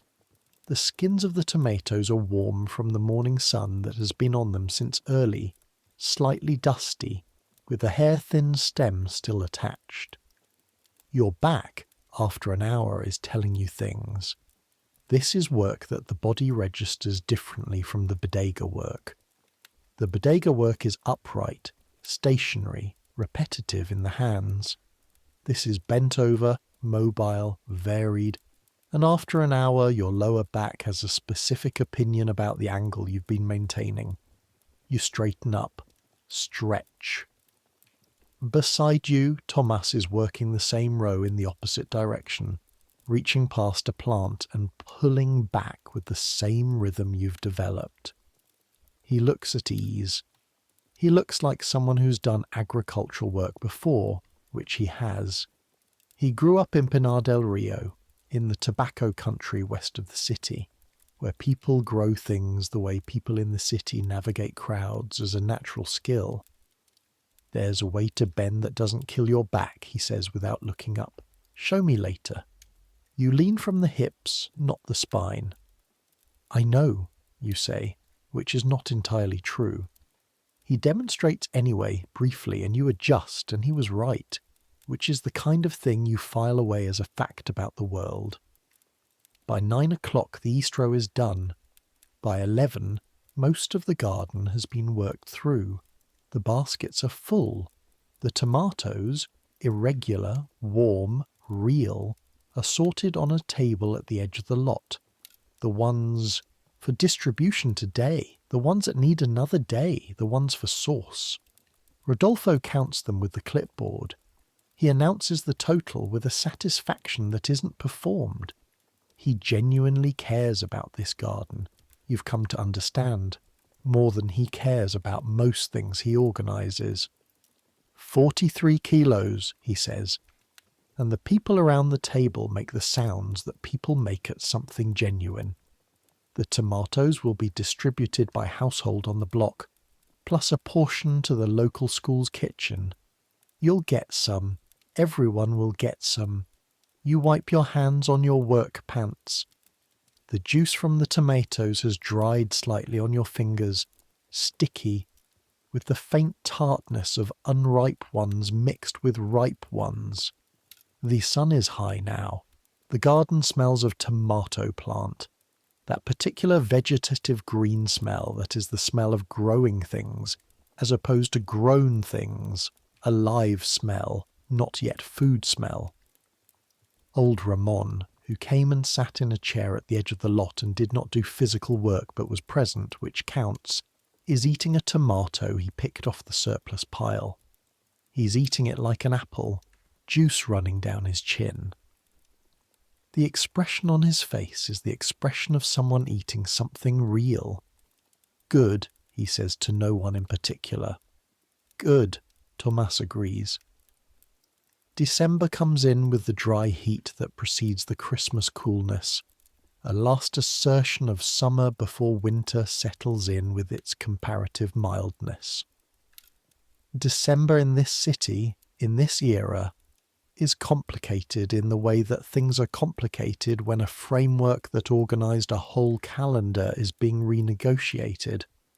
Christmas, the religious Christmas, the family Christmas of the previous era, exists in a state of mild official disapproval and complete informal persistence. The decorations in shop windows are modest or absent, but inside apartments, behind closed shutters, the nativity scenes that have been in families for 3 generations come out of their boxes. The Noche Buena dinner, the Christmas Eve dinner, that is the meal of the Cuban year, the one around which everything else is organised, is still happening in every kitchen in the city with whatever can be assembled. This is something you've thought about a lot in the past 2 months since September. The way things that the official order doesn't exactly encourage simply continue, unannounced, in the private spaces of the city.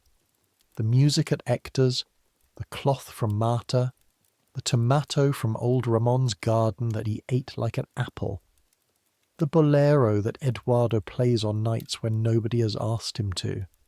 These things persist not as defiance, the word is too dramatic, too externally directed, but as continuation, as the body's insistence on what it needs. Your mother used to make lechon asado for Noche Buena, the whole pig, slow roasted, that smell filling the house in Vedado, mojo marinade, garlic and sour orange and cumin, the skin crisping over hours of heat. She started preparing it 2 days in advance. Your job as a child was to hold the bowl while she mixed the marinade, and you can still feel the bowl, ceramic, blue and white, the weight of it in your small hands. There will be no whole pig this Noche Buena. The pork allocation is specific and modest, and while Tomas may have access to something through Pepe at the port, it will not be a whole pig. But you begin thinking about the marinade in early December, which means you begin thinking about the garlic situation, the orange situation. The sour oranges, naranjas agrias, are a different challenge from sweet oranges. They grow all over the city, in yards and on street corners, but you need the right ones at the right moment.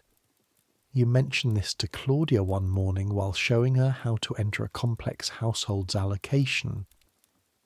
She looks up from the ledger with an expression that has changed over the past month. Less overwhelmed, more present. My grandmother has a tree, she says, a sour orange tree. In her courtyard in Guanabacoa, she always has more than she uses. You look at her. For Noche Buena, she says. For Noche Buena, you agree. The following Sunday, Claudia arrives at the bodega with a bag of sour oranges. 10 of them. Slightly small, very fragrant, with a specific clean, sharp smell of sour citrus that is related to but entirely different from sweet orange. You take one and press your thumb into the peel and the oil releases immediately. Bright and cold in your hand, a little sting of citrus in the air. Tell your grandmother thank you, you say. She says she wants some of the pork. She gets a portion. This is how it works. The Noche Buena preparation takes 3 days and most of the informal economy of the building. Tomas provides the pork, not a whole pig, but 2 kilos of shoulder, which is in November 1963 in this particular building, the equivalent of a whole pig in terms of what it means. It arrives on the 23rd wrapped in fresh paper, and you put it in the coolest corner of your room. There is no refrigerator, hasn't been since the compressor broke in August, and the parts to fix it haven't materialized. And check it twice before sleeping. Lucia provides the frijoles negros. She made them on the 23rd using a technique she will describe as her mother's technique, which involves a sofrito and the precise timing of when to add the vinegar, and the beans cook for 3 hours in the shared kitchen with an attention to the flame that you recognize from watching her as love expressed through chemistry. Doña Graciela provides rice, which is technically from her allocation, which technically means it cost her rationed rice to contribute to this, which is a gift worth acknowledging properly and carefully. Old Ramon provides nothing and expects nothing, and will be at the table because he is part of the building the way the courtyard and the communal tap are part of the building. Carmen brings a bottle of rum from somewhere. She puts it on the table without explanation, and you do not ask for one. You start the marinade on the evening of the 23rd, the garlic, 8 cloves. You peel them one by one at the kitchen table, the papery skins coming away in your fingers, the cloves inside white and firm and already starting to smell as you handle them. You mince them fine, the knife moving in the rhythm your hands know, the board underneath slightly worn in the centre from years of use. The smell intensifies with each chop. Tears, slightly, not crying, just the eye's automatic response to allium. The sour oranges, 4 of them squeezed by hand over the bowl. The juice runs through your fingers, cold and sharp, the seeds catching on your palm.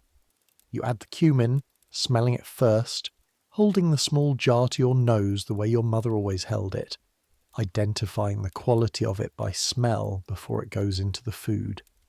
The pork goes into the marinade in the evening. You put it in the largest pot you have, pour everything over it, turn the pieces with your hands to coat them. The mojo is cold from the orange juice and smells of garlic and citrus and something deeper underneath. The cumin earthy and warm. Your hands, when you rinse them, the smell stays. It stays through washing, through dinner, through the evening, and you fall asleep still slightly smelling of garlic and sour orange, which is not a bad thing to fall asleep smelling of. The 24th, the pork goes onto the heat at noon. The communal kitchen this day is understood to be yours until evening. This has been negotiated without being explicitly stated, the way so many things in the building are negotiated. You keep the flame low and consistent, the way your mother taught you by example rather than instruction. You check it every 20 minutes. The fat renders slowly. The juice in the pot thickens with the garlic. The smell builds over hours into something that fills the building floor by floor. By 4 o'clock, everyone in the solar knows you're cooking pork. By 5, Doña Graciela appears in the kitchen doorway on the pretext of refilling a water pitcher, which takes her approximately twice as long as it should. By 6, the smell has gone down the stairs and into the courtyard, and old Ramon has moved his chair closer to the building entrance. At 7, the table. It's not a large table, it's the kitchen table, extended with the addition of a small table from Lucia's room pushed against it, covered with the good cloth. Yours, the blue-green cotton from Marta's apartment, ironed earlier that afternoon with Carmen's iron, the fabric warm and slightly stiff under your palms as you smoothed it flat. 8 people, you, Tomas, Lucia, Doña Graciela, old Ramon, Carmen, Claudia, who was not expected but appeared at 6 with the shy certainty of someone who was not going to spend Noche Buena alone in her room. and Eduardo from 2 floors up, who Tomas invited at some point during the week in a conversation you weren't part of, but which you had expected would happen. Eduardo is younger than you by 4 years, and holds himself with the slight formality of someone who is still deciding how to be around people older than him. He brought, as his contribution, a small bottle of something dark and sweet. A liqueur, he says, something his mother makes from coffee and sugar. And he holds it on the walk into the kitchen with both hands. The pork comes off the heat at 7:30. You carry it to the table yourself, the pot heavy in your hands, the heat radiating upward. You set it down. The smell fills the room immediately. The full developed smell of the thing completed, the garlic dark and tender in the juices, the skin of the pork golden brown where it crisped in the hours of heat. For a moment, nobody says anything. Then Ramon, who is 90% asleep most of the time and aware of everything. Now that is a smell. That is a smell. That is the smell of a thing done correctly, of effort and time converted into something real. You eat. The beans are magnificent. The rice is right. The pork, you cut into it with a spoon, and it gives completely. The meat coming apart with the ease of something that has been treated correctly is the pork. The rum goes around. The liqueur Eduardo brought is genuinely good. Sweet and dark, with the bitterness of real coffee underneath. And when you drink it, the warmth arrives in a slow, complete way. Conversation at the table is one of those conversations that happens only at certain tables, at certain meals, after a year of knowing each other in the particular way that building neighbours know each other. Deeply, involuntarily, through all the things they've overheard and witnessed. You've been inside each other's lives in the way only proximity allows. Not the deep knowledge of chosen intimacy, but the wide knowledge of unavoidable closeness. The kind that means Ramon knows your sleeping schedule, and Graciela knows your grocery timing, and Carmen knows when you've been crying without being told. This evening, that knowledge is warm. Graciela talks about her son in the East. His letters, a recent one saying he would be reassigned in January, closer to the city, possibly back to Havana. She says this with the controlled relief of a woman who has been not saying her fear for months and can now afford to say the hope. Ramon tells a story about a Noche Buena in 1942, when he was working at the port and the ship he'd been unloading all week, a refrigerated cargo ship from Mexico, had a problem with its cooling system on the 23rd, and the entire crew unloaded 50 crates of pork in 4 hours before it spoiled, and then the port workers were given half of it for salvage, and there was so much pork in his building that year they were still eating it through February. Everyone laughs. Ramon finishes the story with the satisfaction of someone who's been telling stories for 71 years and knows the ones that land. Eduardo, quieter than the others, eats with the focused attention of someone who is always slightly surprised by goodness. At some point he says, to the table rather than anyone, "Last year at this time I didn't know anyone here." "Last year at this time I was eating alone," Claudia says, which is more honest than she probably meant to be, and then looks at her plate. Lucia puts her hand on the table near Claudia's, not touching, just near. You look at these people. You think about the letter you wrote to Margarita. This city still sounds the same. What you should have written. This table is one reason I'm still here. But some things you keep behind your teeth until you understand them well enough to say them. This is one of those. The rum goes around again. After dinner, Eduardo plays. He brought the trumpet. He left it by the door when he came in, leaning it against the wall with the case closed, not displaying it, just having it nearby.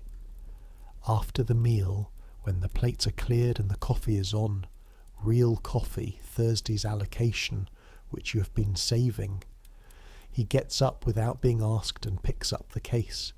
He plays in the kitchen doorway facing the courtyard. The building in the warm December night receives the sound. He plays something slow and then something faster, and then for a long time the bolero, the one you know, the one from before. His bell pointed toward the courtyard, the sound spiralling down to the tiles and up to the stars. If there are stars tonight, you can't quite tell. The sky is deep and dark, and the trumpet goes up into it without worrying about what it finds there.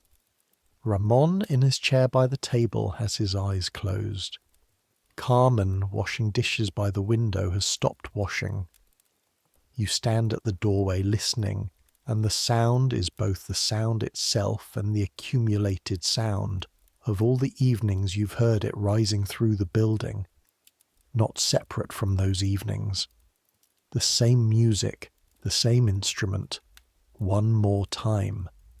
When he finishes, the silence afterward has a quality, the particular silence that follows music, which is not emptiness but space, the room still holding the shape of what was in it. Ramon opens his eyes. "Boy," he says. Eduardo looks at him. "Don't stop playing," Ramon says. "Whatever happens, don't stop."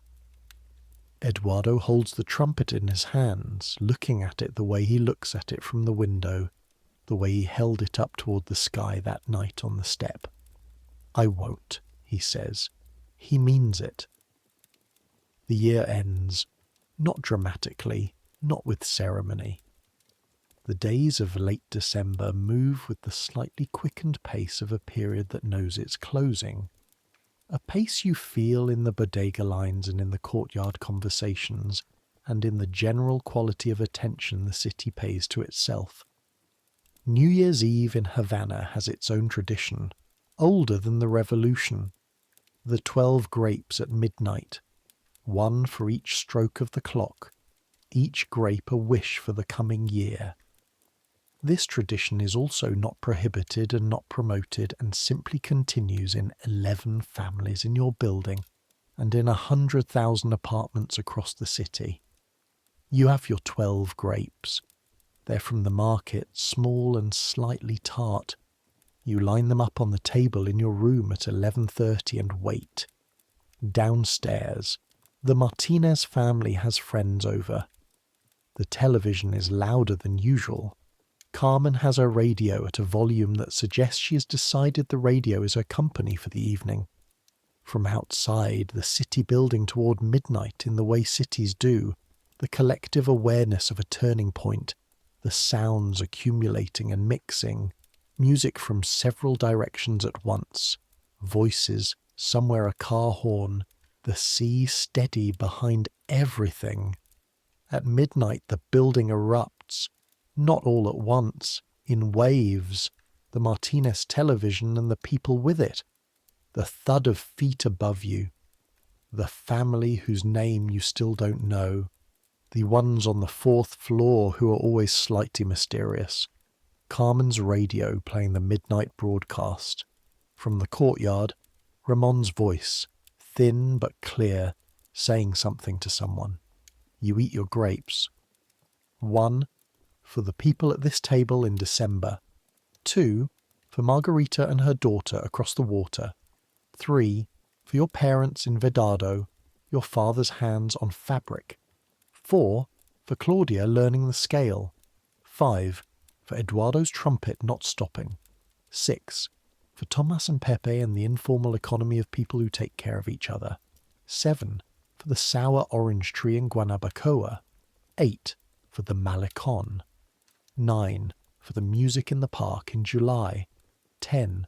For old Ramon, who eats tomatoes like apples. 11. For the things you hold in each hand at once without dropping them. 12. for the year that's coming, which is unknown, the way all years are unknown until you're inside them, the trumpet from the courtyard below. Eduardo has come outside. His sound rises into the New Year night. Not the bolero this time, something else faster, more open, the notes moving with the freedom of something that isn't trying to say anything specific except, I'm here, it's midnight, this is the sound of being alive in this city in this moment. The city hears it, or doesn't hear it specifically, doesn't distinguish this one trumpet from the 100 sounds of midnight, but the sound goes up anyway, into the dark above Centro Habana, into 1964, and you hear it, and it is enough. January. The new year arrives and proves, as New Years always prove, that it is essentially the same year with different numbers, the same bodega, the same ledger, the same people in the same lines with the same questions about coffee and soap and cooking oil. And yet, there is a thing that happens slowly over the months since you arrived in this building, in this role, at this particular corner of history. You stop feeling like someone who's being acted on and start feeling like someone who is acting, not dramatically, not in ways that would be visible from outside.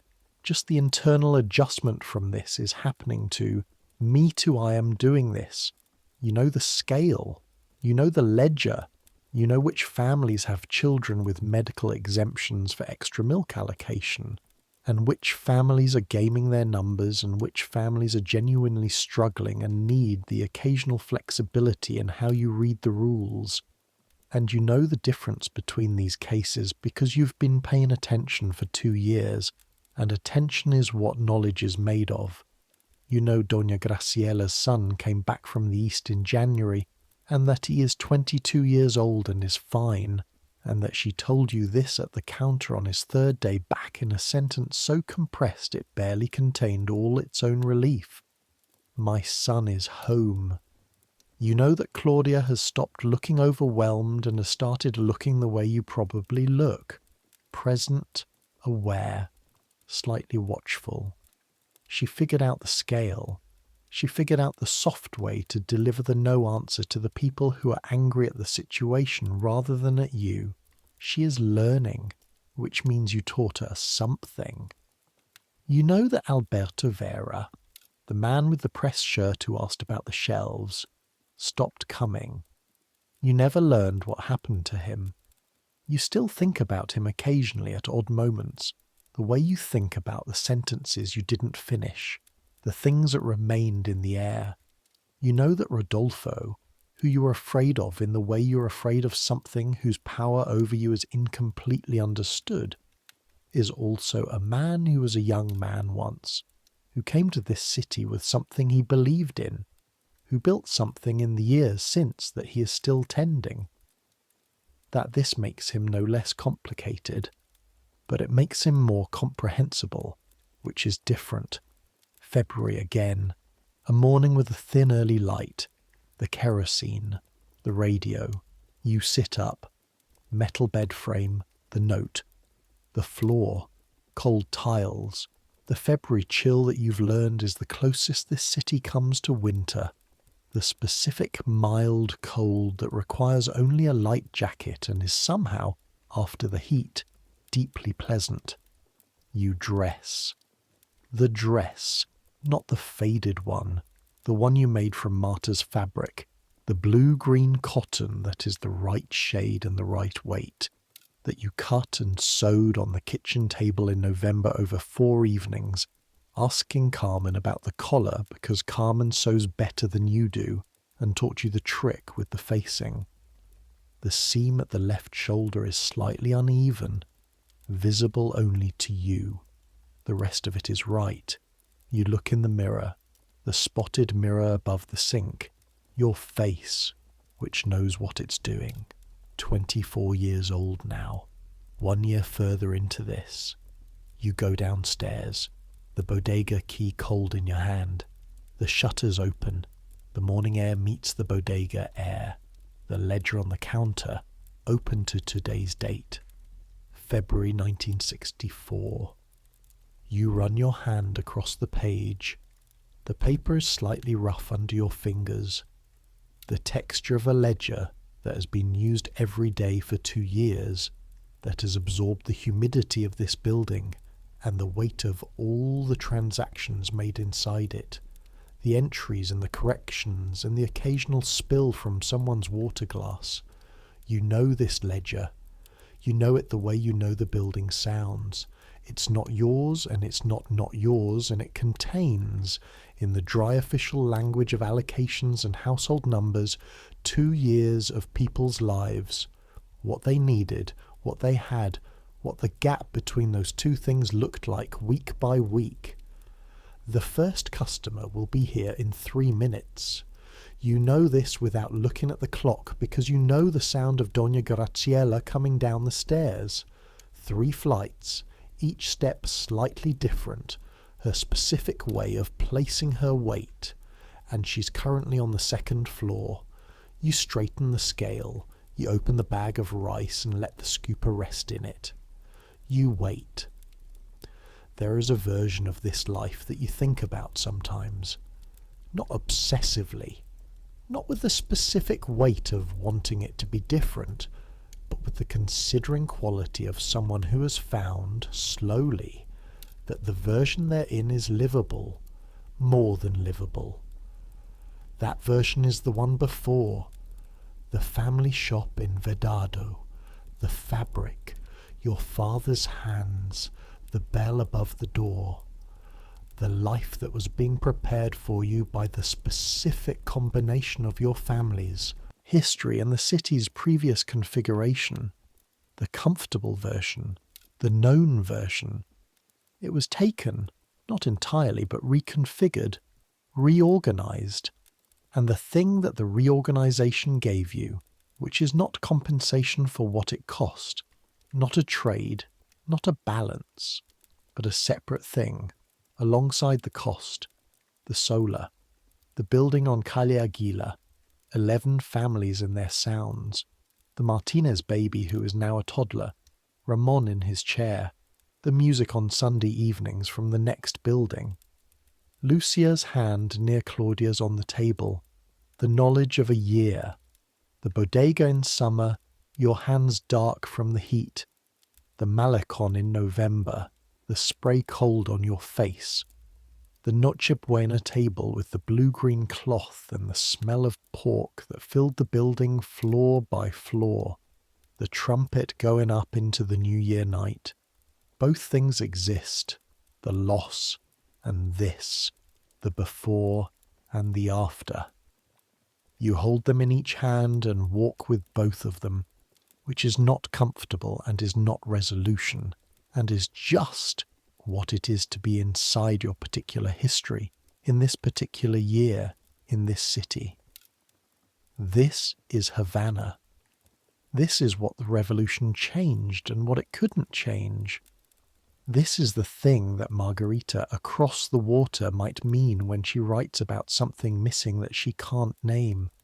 The loss of this city itself, the specific gravity of it, the way it holds you in its music and its smell and its people, whether you ask to be held or not. And also, she might mean none of this. She might mean something entirely different that you, from inside the city, cannot see. 90 miles between two kinds of knowing. The bodega door opens, Doña Graciela with her bag, her libreta, and her expression of preemptive critique. "Is there coffee?" she asks. "Thursday, you say?" "Naturally." She puts her book on the counter. "The rice?" You reach into the bag. The scooper fills. You feel the rice against your palm.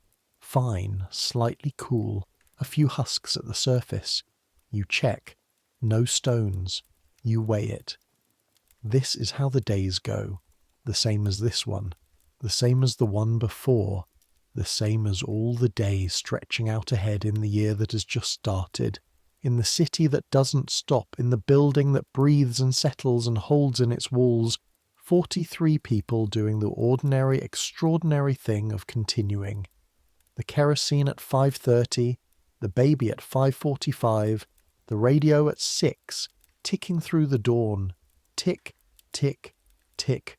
The bodega at 7, the malecon at noon. If there is time, the salt on your face, the enormous indifferent green of the sea. The music in the evenings, the trees, the trumpet, the bolero from Hector's record player travelling through warm air from an open window. The sound of the city that does not stop, because cities do not stop, because sound is how a city proves it is alive. The courtyard at night, the small light by the main door, the tiles below it catching it, the orange circle on the ground, the room, the mattress, the spotted mirror, the mould above the window that smells like old books and wet earth, the sounds of sleep all around you, the sea, if the wind is right, centuries will pass. The building on Calle Aguila will stand through decades of heat and rain and the particular entropy of a tropical city. The mould, the salt air on the stone, the slow patient work of vegetation forcing itself between any two surfaces given enough time. It will be repaired and re-repaired and will look, in 100 years, both older and younger than it looks now. Older because the stone carries everything, younger because someone will have painted it recently in a colour that is not the faded blue-green of this particular February, but something else, some future colour from a future palette. The malecon will remain because the sea will remain. The Capitolio dome will remain. The music will remain.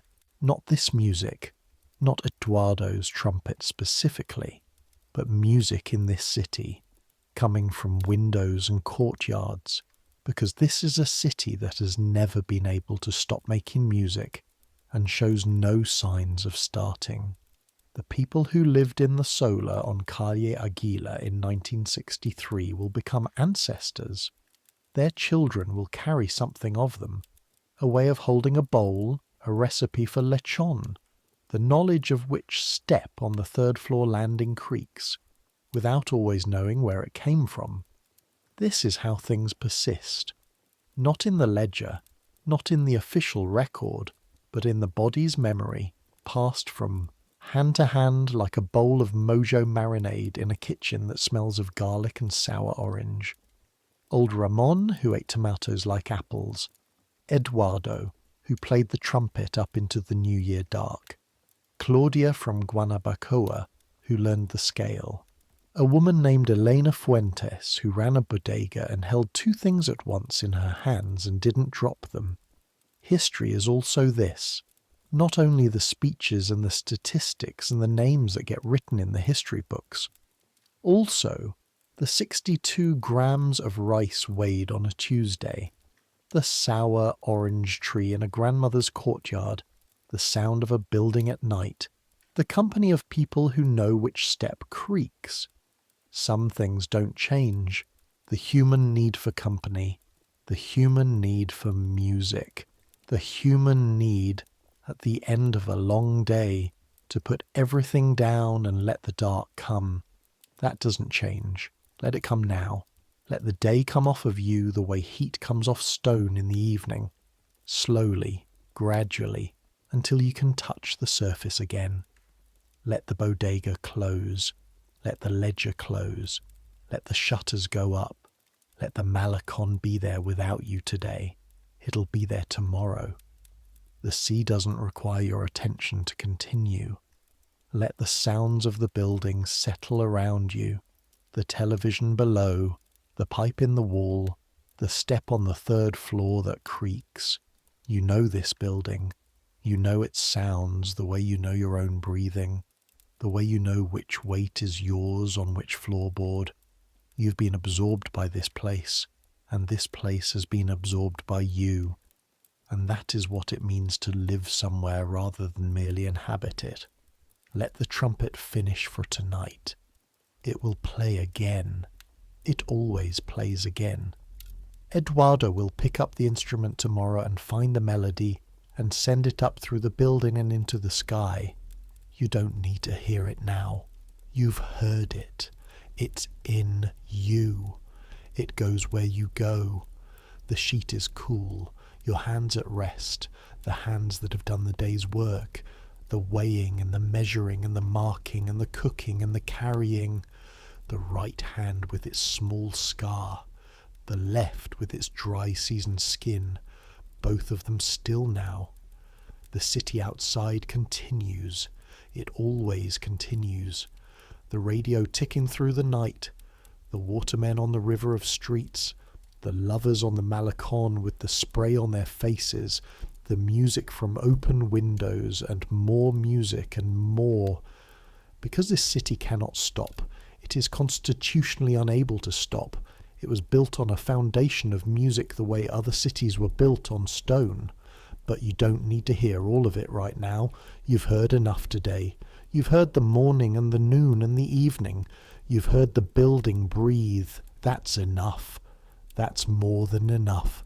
Rest now. Let the night be the night. Let the sea be the sea. Let the city be the city. And let yourself be the person who lives in it, who has learned its sounds, who knows which step creaks, who has held two things at once in their hands without dropping them, who has stood at the Malecon with salt on their face and felt the enormous indifferent green of the water and known, I am here, I am still here, this is where I am. Let that person rest now. You are warm enough. You are fed enough. You are safe enough. You have earned this.